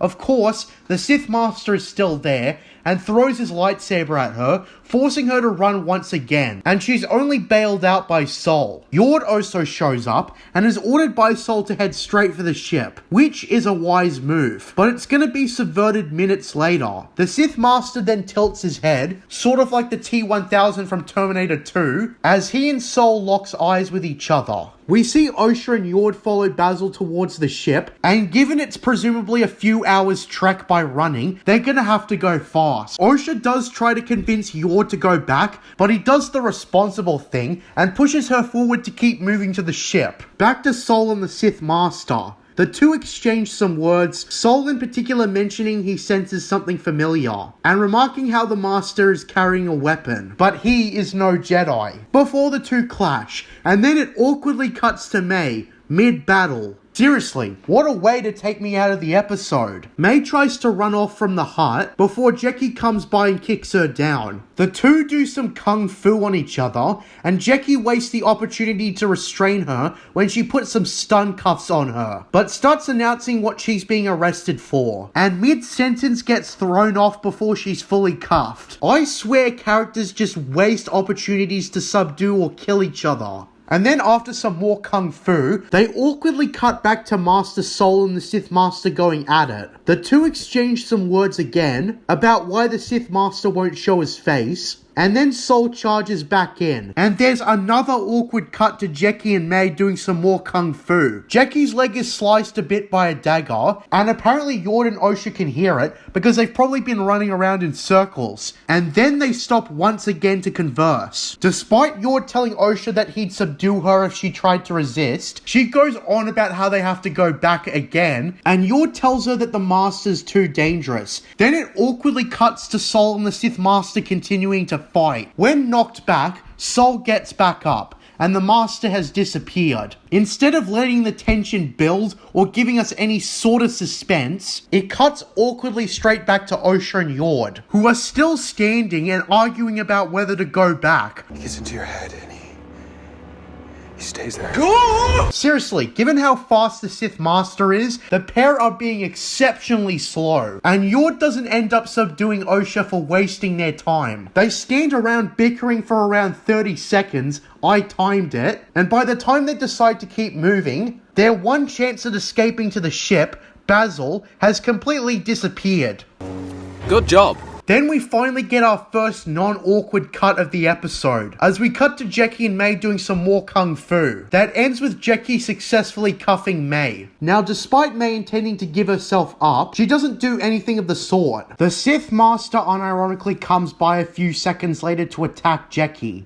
Despite being completely outmatched, they keep Jackie alive a bit longer despite the power scaling not being in her favour. May seizes the opportunity to escape and run off, and to the episode's credit, the Sith Master only continues to duel with Jackie for a few seconds before disappearing, presumably going after May, the person he needs to kill the most after being discovered, based on a problem he put himself in by revealing himself to the Jedi. Now cut back to Osha and Yord at the spot they were earlier with the beetles, being told to turn off his saber because of the beetles. Yord does so, but instead of continuing the escape to the ship, they completely stop in their tracks, but then get a grip and go forward, slowly to avoid attracting the beetles, which is like the only time it makes sense to go slower. Now, in the meanwhile, the Sith Master, more concerned with looking dramatic than tying up a loose end, wastes 3 opportunities to kill May in one swift strike, and all he ends up achieving is cutting open her cuffs.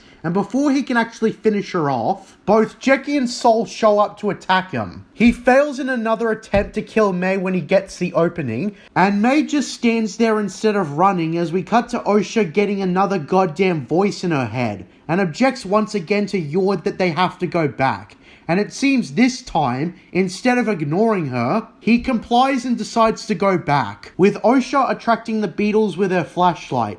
Oh no, don't tell me they're going in the direction I think they're going.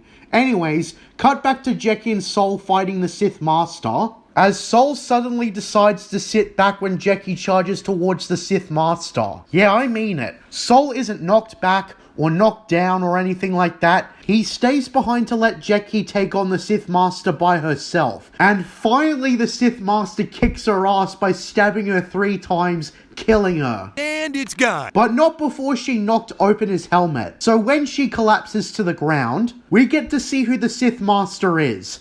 It's Quimia. What a surprise. Needless to say, the joke twist from Spaceballs was more shocking than this crap. Even fans of the show called it from a mile away. So yeah, Quimia, that's what I'll be calling him even though he has no real name, proceeds to grab May at a chokehold, and of course, utterly wastes the opportunity to kill her. Instead wasting time by remarking that she seriously didn't know he and the Sith Master were one and the same, giving Sol the opportunity to attack him. Now, during the moment, Quimia blocks the attack, and remarks to Sol that it was not very Jedi-like to attack him while his back is turned. And the following exchange makes it even stupider. He reveals to Sol that he is indeed a Sith, although the way he says it inspired articles like how the Jedi use the word Sith as a slur. Now, obviously, Quimia is completely in the wrong here. He murdered a bunch of Jedi, and when asked what he wants, he states he wants freedom. Freedom to do whatever he wants with his power without having to answer to the Jedi, which is about as self-centered as it gets. But believe me when Butthead tries subverting this into Quimia having a point. He even states that he has to kill each and every one of them now to avoid being discovered, but he still pins May instead of just killing her on the spot. Then eventually Yord tries seizing the opportunity to kill Quimia,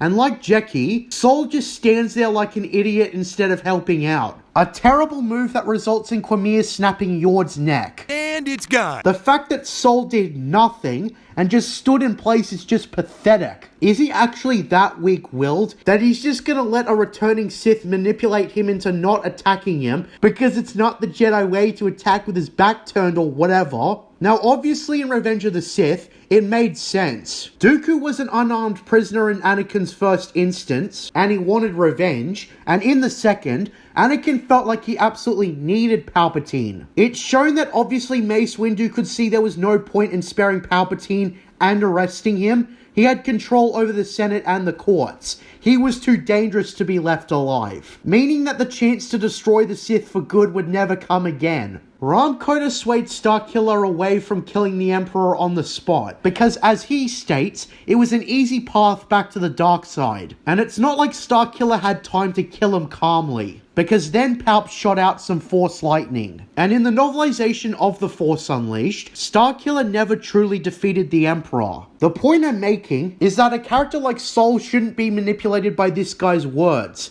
especially since Quimir murdered his own apprentice Jeki. I mean, Quimir is obviously a hypocrite. As we can see, he killed Kelnaka without a fight, as he was found dead on one of his chairs. Sol doesn't help either Jeki or Yord, and they end up getting killed. It's also partially Osha's fault for nagging Yord to go back, a move that resulted in Yord's death. We all knew this was going to be a terrible, horrible, no good, very bad idea. I swear this story just has things happen for the sake of the plot. May runs away again, but Osha ends up stunning her with next to no hesitation, unlike earlier. All the while Sol and Quimir do some kung fu, and credit where it's due, the hits actually feel hard, thanks to the sound effects department. And Sol manages to defeat Quimir, resulting in him nearly executing him, but just at the most convenient time, Osha calls out to Sol, and he stops. Quimir takes the opportunity to tell Osha that it's laughable that Sol was his master after everything he did to her, indicating some terrible secret yet again. Sol of course doesn't kill him, instead backing away, citing the whole "the Jedi do not attack the unarmed" thing, without properly disarming or subduing Quimir, and this allows him to pick his lightsaber back up. Obviously Sol is taking Jedi principles too literally, without taking proper measures in a situation like this. He has this guy beat, and if he's not going to kill him, he doesn't do much to capture him or bring him in alive. This is not a tough dilemma. But Sol's inaction results in Quimir being able to stand up and retrieve his weapon. Then, I wish I was kidding, but Osha pulls out Pip and sticks him on Quimir's back with the droid light activated, resulting in the beetles swooping in and carrying him away. Yeah, great idea. I think it'll take more than a couple of bugs to take this guy down, but it doesn't. Also, depending on whether this guy escapes from the beetles, you've still got to deal with him since he's a self-admitted Sith. Osha then asks Sol what Quimir meant by the whole secret thing, but before Sol can answer, he's stunned by May, and then we get another awkward cut to the scenery, where it's now dawn, and apparently Osha and May have been staring at each other for a few hours. The editing of this show is so awkward, and it's like there's a scene missing. Anyways, the two start having an agreement about the Jedi. Osha blames May for all the Jedi who were killed, just like what happened 16 years ago with the fire. Of course, May deflects it by saying the Jedi got what they deserved, but basically, the whole thing results in May hugging Osha, although Osha then pins May, saying that she's here to arrest her. But again, she gives May time to turn the tables despite holding her arm at a point of breaking it. This sloppiness results in May using the Force to push Osha away and knocking her out. Then, in another change of motivation all of a sudden, she decides not to give herself up to the Jedi, but instead swap clothes with the unconscious Osha and pose herself as her sister, and even does the appropriate haircut. This part has been ridiculed for the most obvious reason. May has a tattoo on her forehead she can't conceal, and even with hair, sooner or later, Sol's gonna notice it. Let's also ignore the fact that Sol would probably feel it's not the same person he had a bond with, but that tattoo is a dead giveaway. Also, since Sol was taken out by a stun gun in the meanwhile, I imagine he'd have a lot of questions about what happened when he was unconscious. So with that being said, Quimir manages to kill the beetles after several hours of struggling. Again, it's very confusing with the passage of time.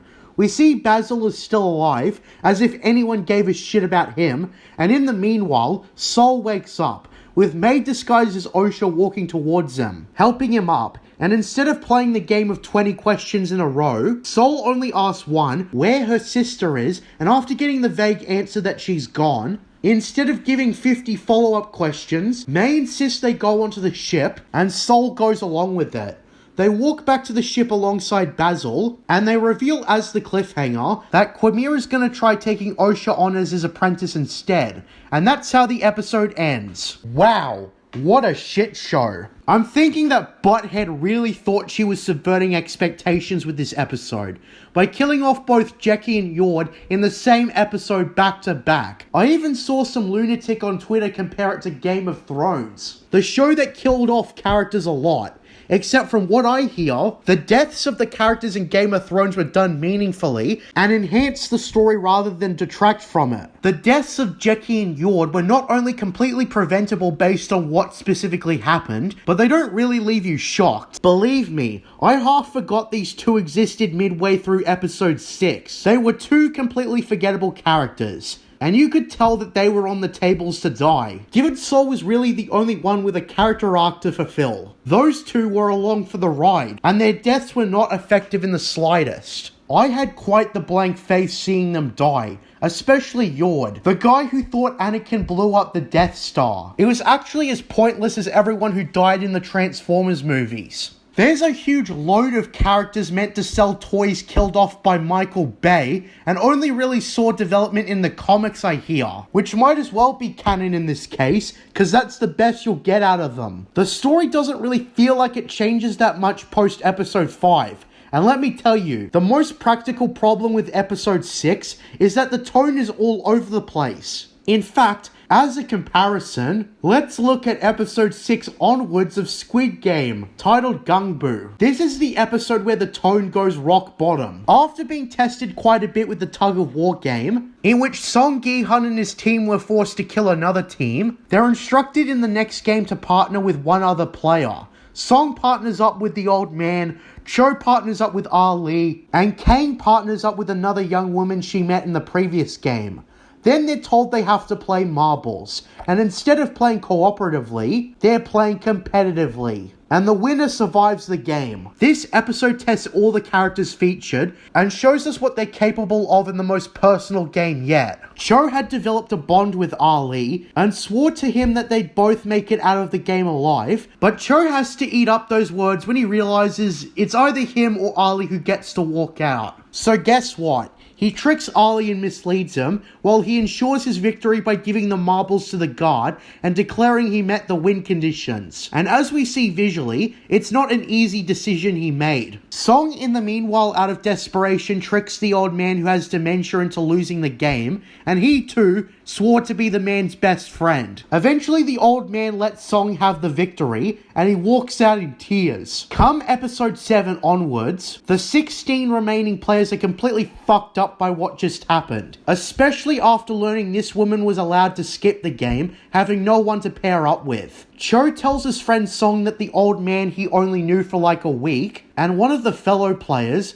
Player 69, lost his wife in the marbles game. This loss fucks all the remaining players up for the rest of the series. And the eventual winner of Squid Game, Song Gi-hun, is traumatized by the experience. With that being said, let me tell you that the Acolyte does nothing of the sort. In fact, as I said, I forgot about Yord and Jackie pretty quickly. And it doesn't help the way Butthead presents this episode.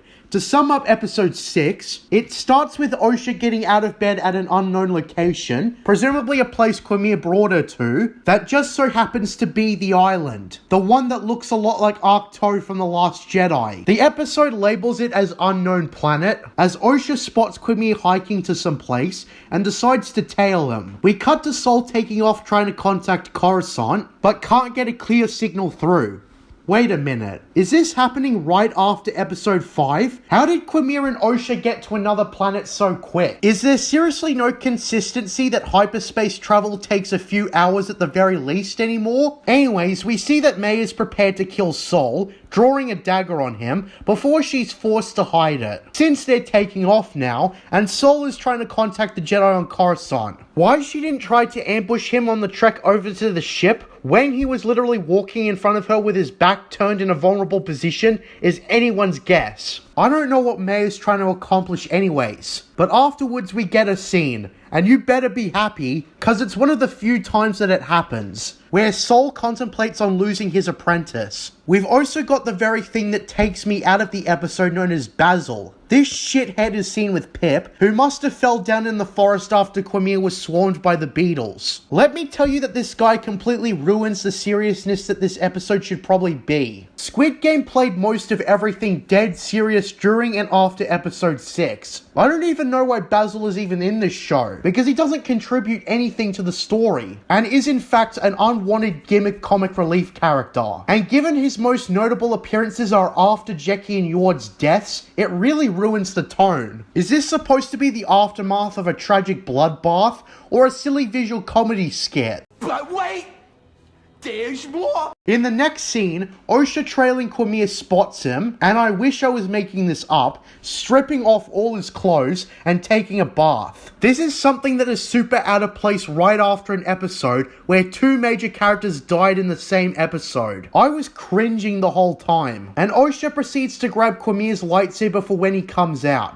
The dialogue is also cringeworthy, especially coming from Quamir. He outright says during his approach that, quote, "If you're not gonna join me, I'm gonna put my clothes back on."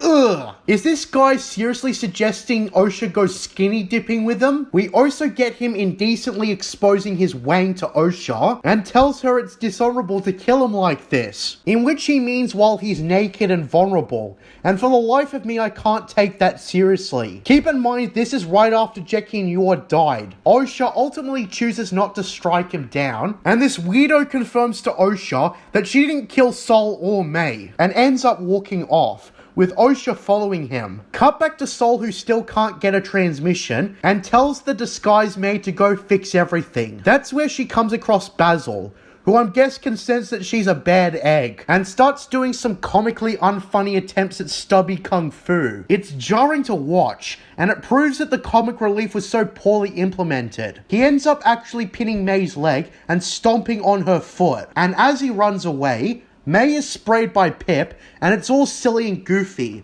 She ends up adjusting Pip to be her loyal servant, and Pip becomes an evil red-eyed droid. In the meanwhile, we get Butthead's lesbian bitch learn about Sol's transmission, in which it's made out that everyone else was killed, and he sends for a rescue team to Kofar immediately. With that being said, the entire episode with Osha and Quamir revolves around him showing her the utmost hospitality, and trying to sway her over to the dark side. Osha of course points out that he killed both Jeckie and Yord, and he gives out phony excuses, based on that whole mentality that the Jedi threaten his existence, so he must kill to survive. However, we all know that Butthead is trying to make Quamir sympathetic here, and she's doing a terrible job at doing so. Butthead is asking a lot from the audience to try and sympathize with the Sith, who hasn't really done anything worthy of it. Butthead is solely relying on the idea that the Jedi are hunting Quamir just because he's a Sith to win us over. But of course, there's a very good reason Jedi hunt Sith to extinction. I really don't want to repeat myself, but the Sith are destructive by default, via their moral code of being absolutely selfish. And Sith who go so far manage to build empires that frequently practice genocide and slavery. As anyone anchored to reality will know,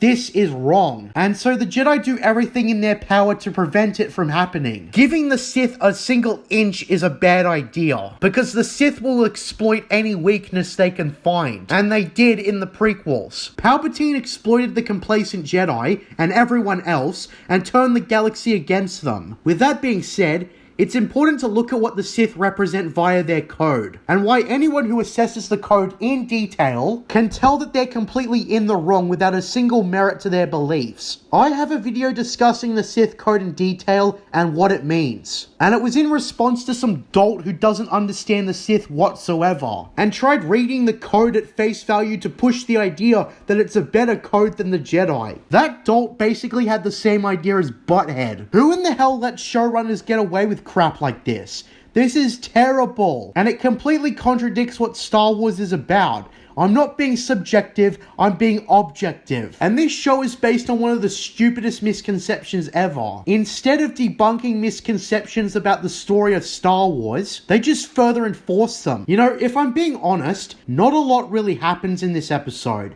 And like the rest of the episodes, it doesn't even reach 40 minutes. So to sum up what happens, Butthead's lesbian bitch and a rescue team arrive at Kofar and discover all the dead bodies, all with lightsaber wounds. Sol finally figures out that May is using a disguise and stuns her, intending to tell her everything that happened 16 years ago now that they can finally talk with her restrained. And Osha puts on Quimia's helmet. Believe me when I say that's all you need to know. So let's move on to episode 7, and hopefully get this crap over and done with once and for all. Episode 7 is another flashback episode that takes me out of the story and play. And the fact that they dedicated 2 episodes to flashbacks that ruin the pacing is just ridiculous. But let's see if episode 7 changes things up enough, which, spoilers, it doesn't. They were playing this episode up like it was gonna drastically change how we saw episode 3, and even Butthead herself gave the impression. But I can assure you it doesn't. This episode of course takes place 16 years ago, with the 4 Jedi stationed on Brendok.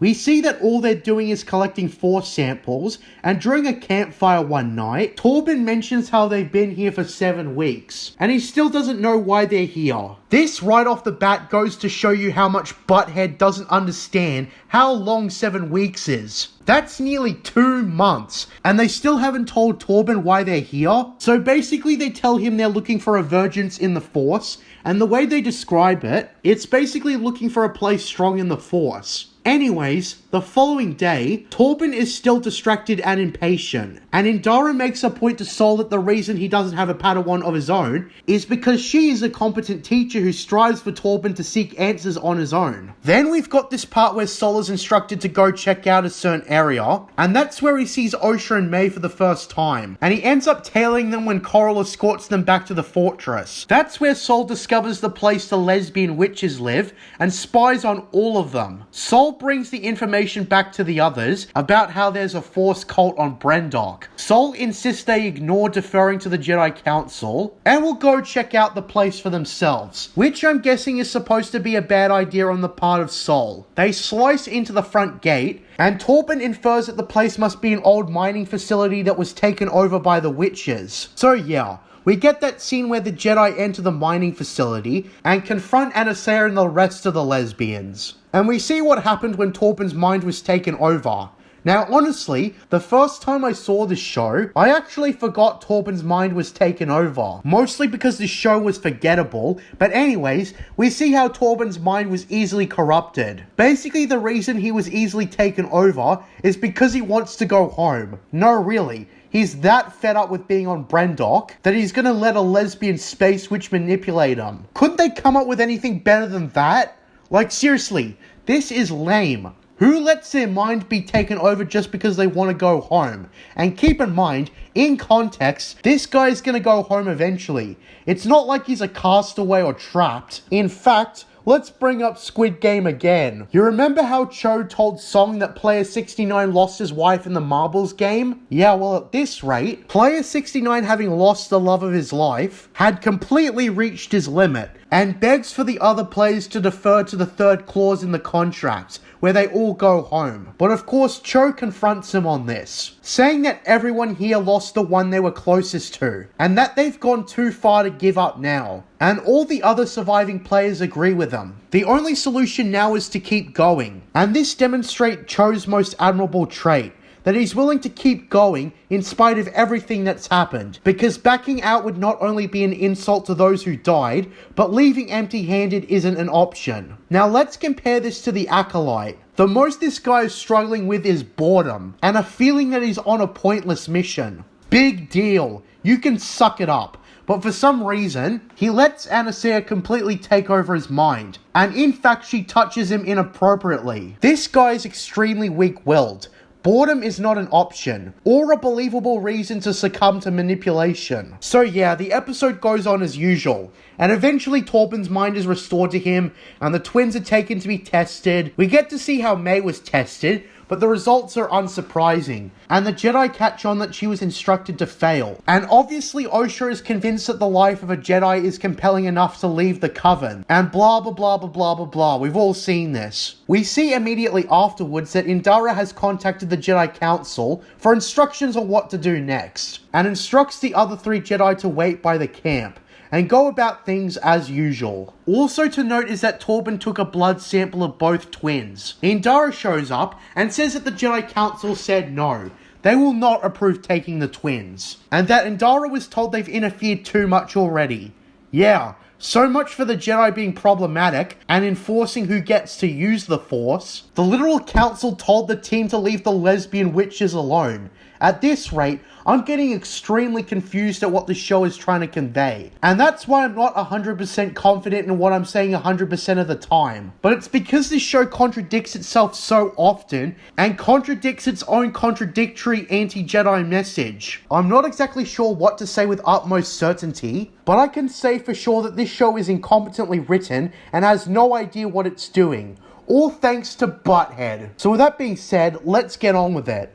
Then Torben gets the blood test results and discovers something strange. The twins' metachlorian count is extremely high, and in fact they're exactly the same. They discuss how the two girls must have been artificially created through a divergence in the Force, and instead of talking about the implications with this, Torben decides to head straight for the mining facility, expresses that he wants to go home so badly, and Sol is forced to chase after him. Jesus Christ, this show just wants things to happen so badly, doesn't it? Well, we see here that Coral incited May to get violent, and essentially burn the whole facility down, except it's shown that May accidentally caused the fire. Apparently she intended to just burn Osha's drawings, but dropped the lamp and caused the widespread fire. Too bad this facility doesn't have a sprinkler system. Anyways, Sol and Torben come in to confront the witches, and there's this terrible bit of dialogue where after Sol asks how the twins were created, insists they have noble intentions. And Anastasia responds with, quote, "Someday, those noble intentions you all have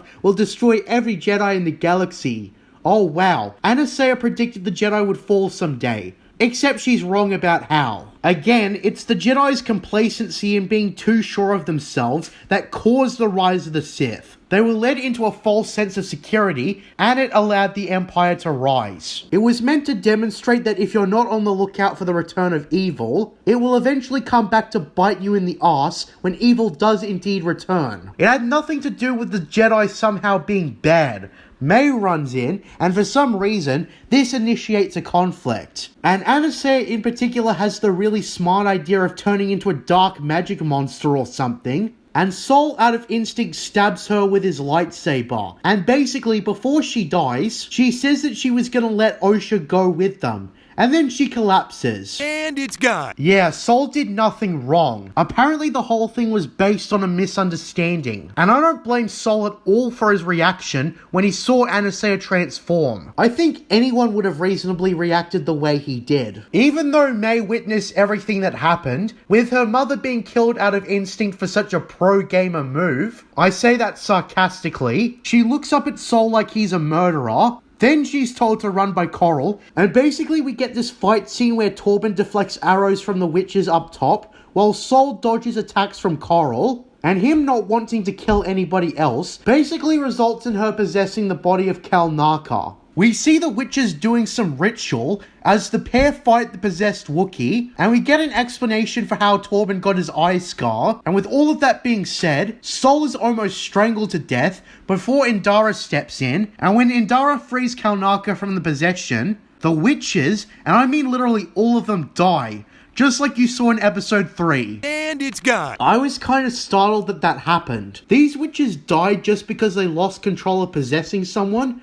What in the hell? What sense does that make? Like seriously, am I missing something? Anyways, after this, Sol is instructed to save the twins. And with that being said, Sol sees the pair of them on a bridge about to collapse. He struggles to keep them both up, and only has enough strength to save one of them, and he chooses Osha. Naturally. So yeah, we cut to back on the ship, and basically due to all the stupidity that happened in this episode, Sol, if he wants to train Osha, is going to have to lie to the council about what happened. So yeah, that's the episode. Character motivations, especially Torben's, was exceptionally weak and uninteresting, and this whole situation was preventable. But seriously, after watching this episode for the first time, this was my reaction. They started a fire.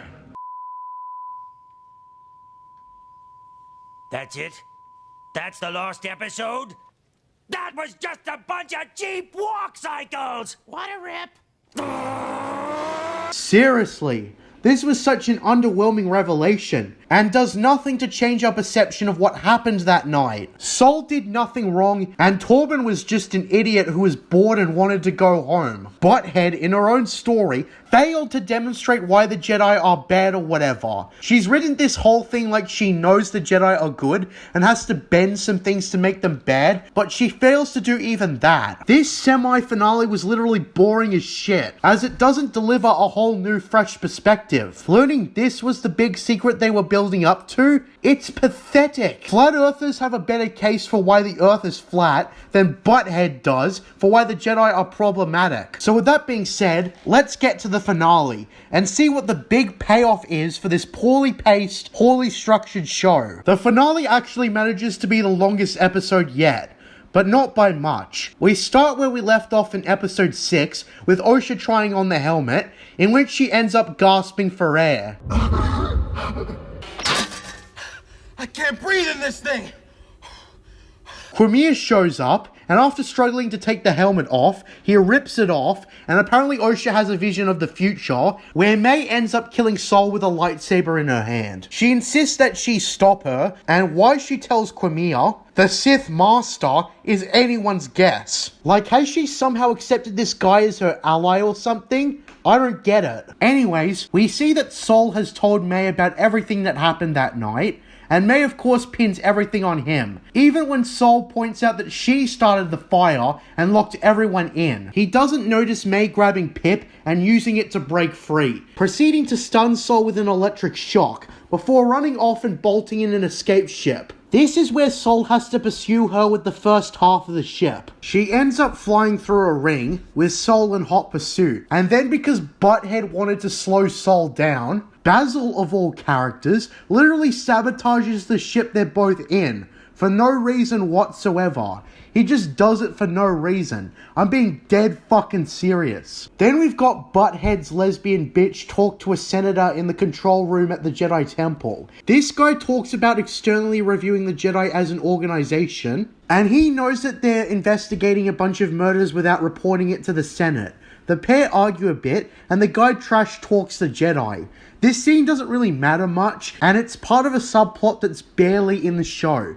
The senator basically says, "You better have the suspect in custody soon," before he walks out. Then we cut to Osha and Quimir walking to the ship. Osha's had a complete 180 on this guy, and it's completely unearned. In fact, despite being the Sith Master, she's seen leading him. Quimir remarks how May didn't even think twice about being trained, and then we get a very unwelcome cameo that people piss their pants over. Darth Plagueis, right as he appeared in his titular novel. This guy does nothing in this episode but emerge from a cave. It's not explained why he's here, if he trained Quimir or anything. He just peers out from a cave and that's it. So yeah, in the next scene, it ends where it all began, Brandok. Butthead's lesbian bitch learns where Sol is because his transponder was turned back on, and she ends up taking off for Brandok with a bunch of Jedi Knights. Throughout this episode, I kept thinking about how forced it was that they're deliberately going back to Brandok for the resolution to the story. Crimson Empire did this trope much more naturally. So anyways, basically what happens is that Sol is confronted by Quimir while he's navigating the ruins of the mining facility. Osha somehow rewires the elevator to the facility, even though the generator exploded 16 years ago. When Osha gets up, she confronts May in their old room. May tries to tell her sister that Sol killed their mother and that he's been lying to her for 16 years. And of course Osha doesn't believe her and they start doing some stubby kung fu on each other. That would happen in the context of two sisters fighting over a boy they like. That's how little I take this fight seriously. Anyways, Sol manages to take down Quimir, but wastes his time pointing his lightsaber at him, instead of just killing him. And that allows May, who left the fight, the ability to try and attack him. She manages to disarm him and throws the lightsaber away. And despite Quimir encouraging her to strike him down, she instead wants Sol to confess what he did 16 years ago, aka the death of her mother. Before he confesses, he talks about how Anasea created the both of them through the Force, which is an extremely powerful ability. And then he confesses to killing their mother, something which Osha hears, and for some reason, the script doesn't allow for Sol to explain the exact circumstances of her mother's death. He instead goes on about other shit, like how he thought he was doing what was best for her, instead of getting directly to the point, and telling her that he made a mistake when her mother was transforming into a dark magic entity or whatever. He doesn't try to properly explain it once, and it goes as well as you'd expect. Osha ends up choking Sol with the Force, perhaps the first time she's depicted using the Force ever. Of course, Sol just accepts becoming one with the Force, as Osha kills him right then and there. And it's gone. This is pretty much the moment in Squid Game where Song Gi-hun tripped over a dead body, and Ali wasn't there to save him during red light, green light. So that being said, player 456 is out of the game. And yeah, I was completely deadpan during all this. I'm making Squid Game jokes instead of crying my ass off. Osha ends up corrupting Sol's lightsaber, turning the blade from blue to red, with that whole bleeding the crystal bullshit that's been a thing Disney canon made up. Meanwhile, Butthead's lesbian bitch and friends show up, and to make things even more convoluted, it turns out that lesbian bitch knows that Quimir is alive. She recognizes his presence and remarks that he's alive. And something really stupid that happens is Basil, pretty much the sole surviving witness to everything that happened since episode 4, shows up by the Jedi rescue team. But believe me, he's never shown explaining anything that he saw. I guess this is the same bastard who sabotaged the ship he and Sol were in for no reason, so I guess that's the contrived excuse for how this show is gonna end. So yeah, Quimir disappears, and both Osha and May bolt from the facility as the Jedi rescue team comes in. While everyone else searches, lesbian bitch crouches down to Sol's dead body. All the meanwhile, we get a shoehorned explanation for how May survived. She was sucked through a tunnel of all things. I guess meant to be a reference to The Empire Strikes Back. So anyways, the pair go over to the Force tree from the flashbacks, and they start crying and oh boo-hoo. We see that Quimir showed up in front of them, and states that the Jedi are closing in and there isn't much time. So basically, the way the Jedi don't discover what happens is Osha offering to train with Quimir if he lets her sister go. Quimir states that he can erase May's memory, so she'll have no recollection of anything that happened in the show. Oh wow, Knights of the Old Republic much? Yeah, I think the difference here is that Quimir can somehow do it on the spot to someone as gifted as May. If you erase May's memory, then why didn't you fucking do it to anyone else in this show ever? Why are we only learning now that you can erase memories? So even though the Jedi can be heard closing in with Basil as the tracker, who is suddenly feeling like being helpful again, Osha and May waste time and do one final hug, boo-hoo once again, and then Quimir erases May's memory with a wave of the Force. You know, in Knights of the Old Republic 2, it was made quite clear that it took several highly skilled Jedi to mind wipe an unconscious Revan and program a new identity within him. Quimir is so unbelievably powerful if he can do this on a whim. I am pretty scared if they allow Butthead to do an Old Republic series, because it's clear that she won't do it justice, but that's a discussion for another time. So yeah, the Jedi catch a mind-wiped May, and being put under arrest, she has no idea who she is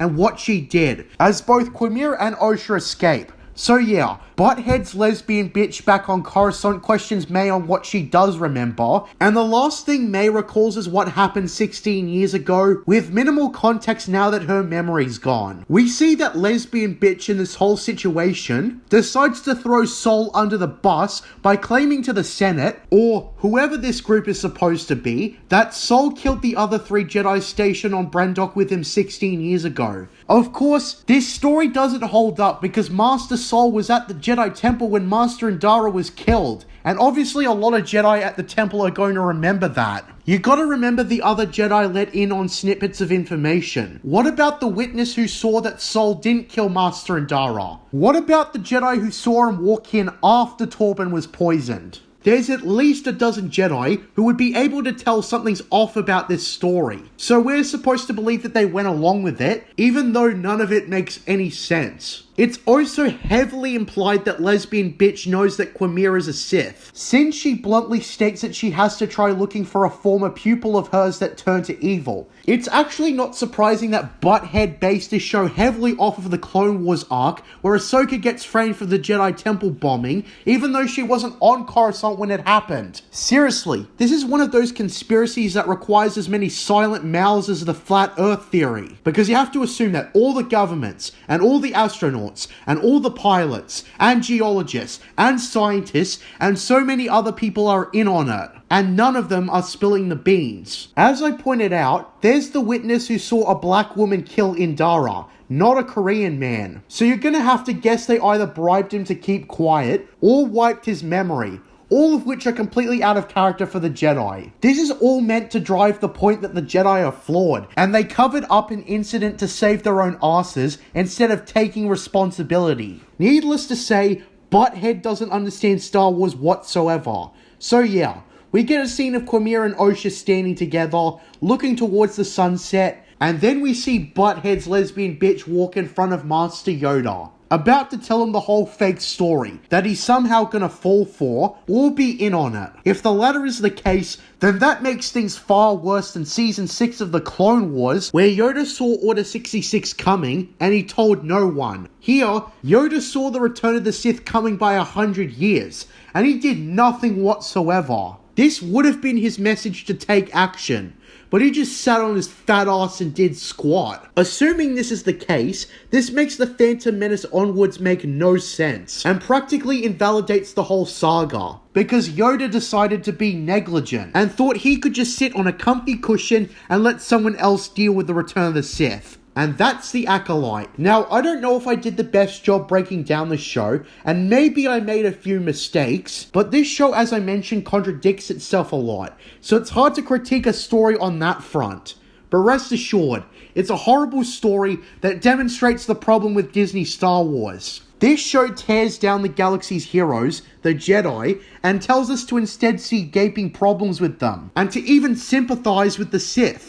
Basically, contrary to what George Lucas tried to teach us, the Acolyte teaches us that it's okay to be selfish. That sometimes the heroes who do and sacrifice everything for the greater good just cause more problems for everyone. And we should be striving to take lessons from the Sith. This show pretty much uses a misconception to question what the point of being a Jedi is, because the Jedi apparently are just a cult that kidnaps babies and brainwashes them. Star Wars is a story that's meant to have very well-defined heroes. Part of the reason George made Star Wars is because the more serious war films, given the original was made around Vietnam, didn't have anyone to look up to. So he decided to make a film about a war, where there were clear good guys and bad guys. I think people make the mistake of thinking that a Star Wars show should have morally grey Jedi and Sith characters in general. But Star Wars always had strong moral dilemmas without making you question who the good guys or bad guys are.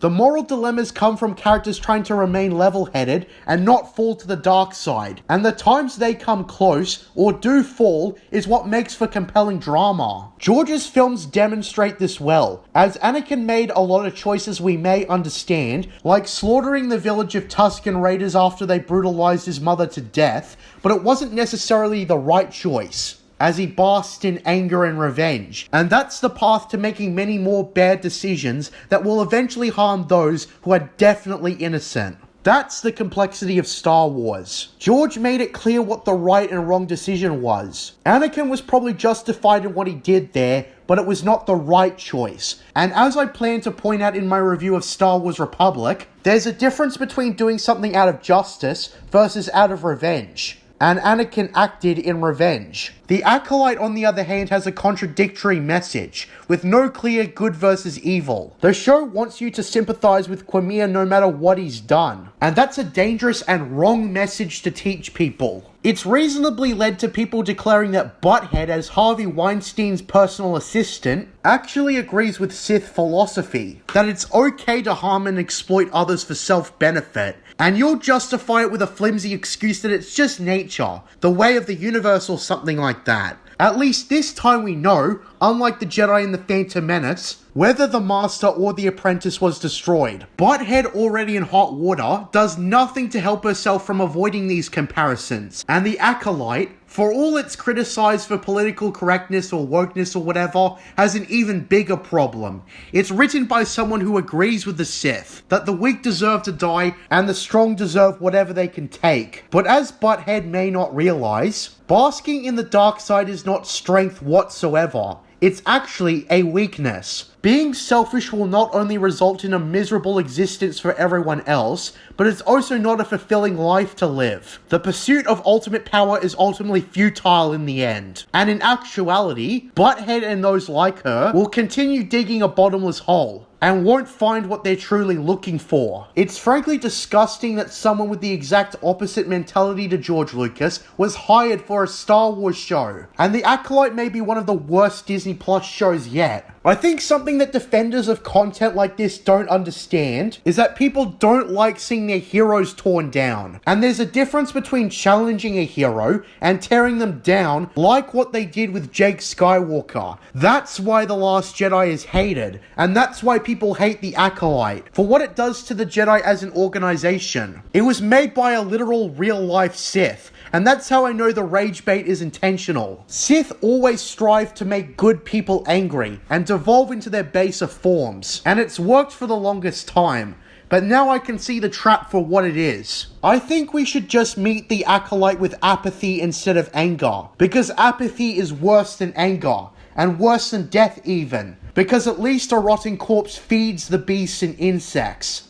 I give the Acolyte a 1 out of 10. I am so happy I'm done with this crap, and my only hope is maybe Jung-jae gets better English language roles in the future. Also, I actually have a review of Squid Game as one of the few non-Star Wars, non-commissioned projects I did, so check it out if you're interested.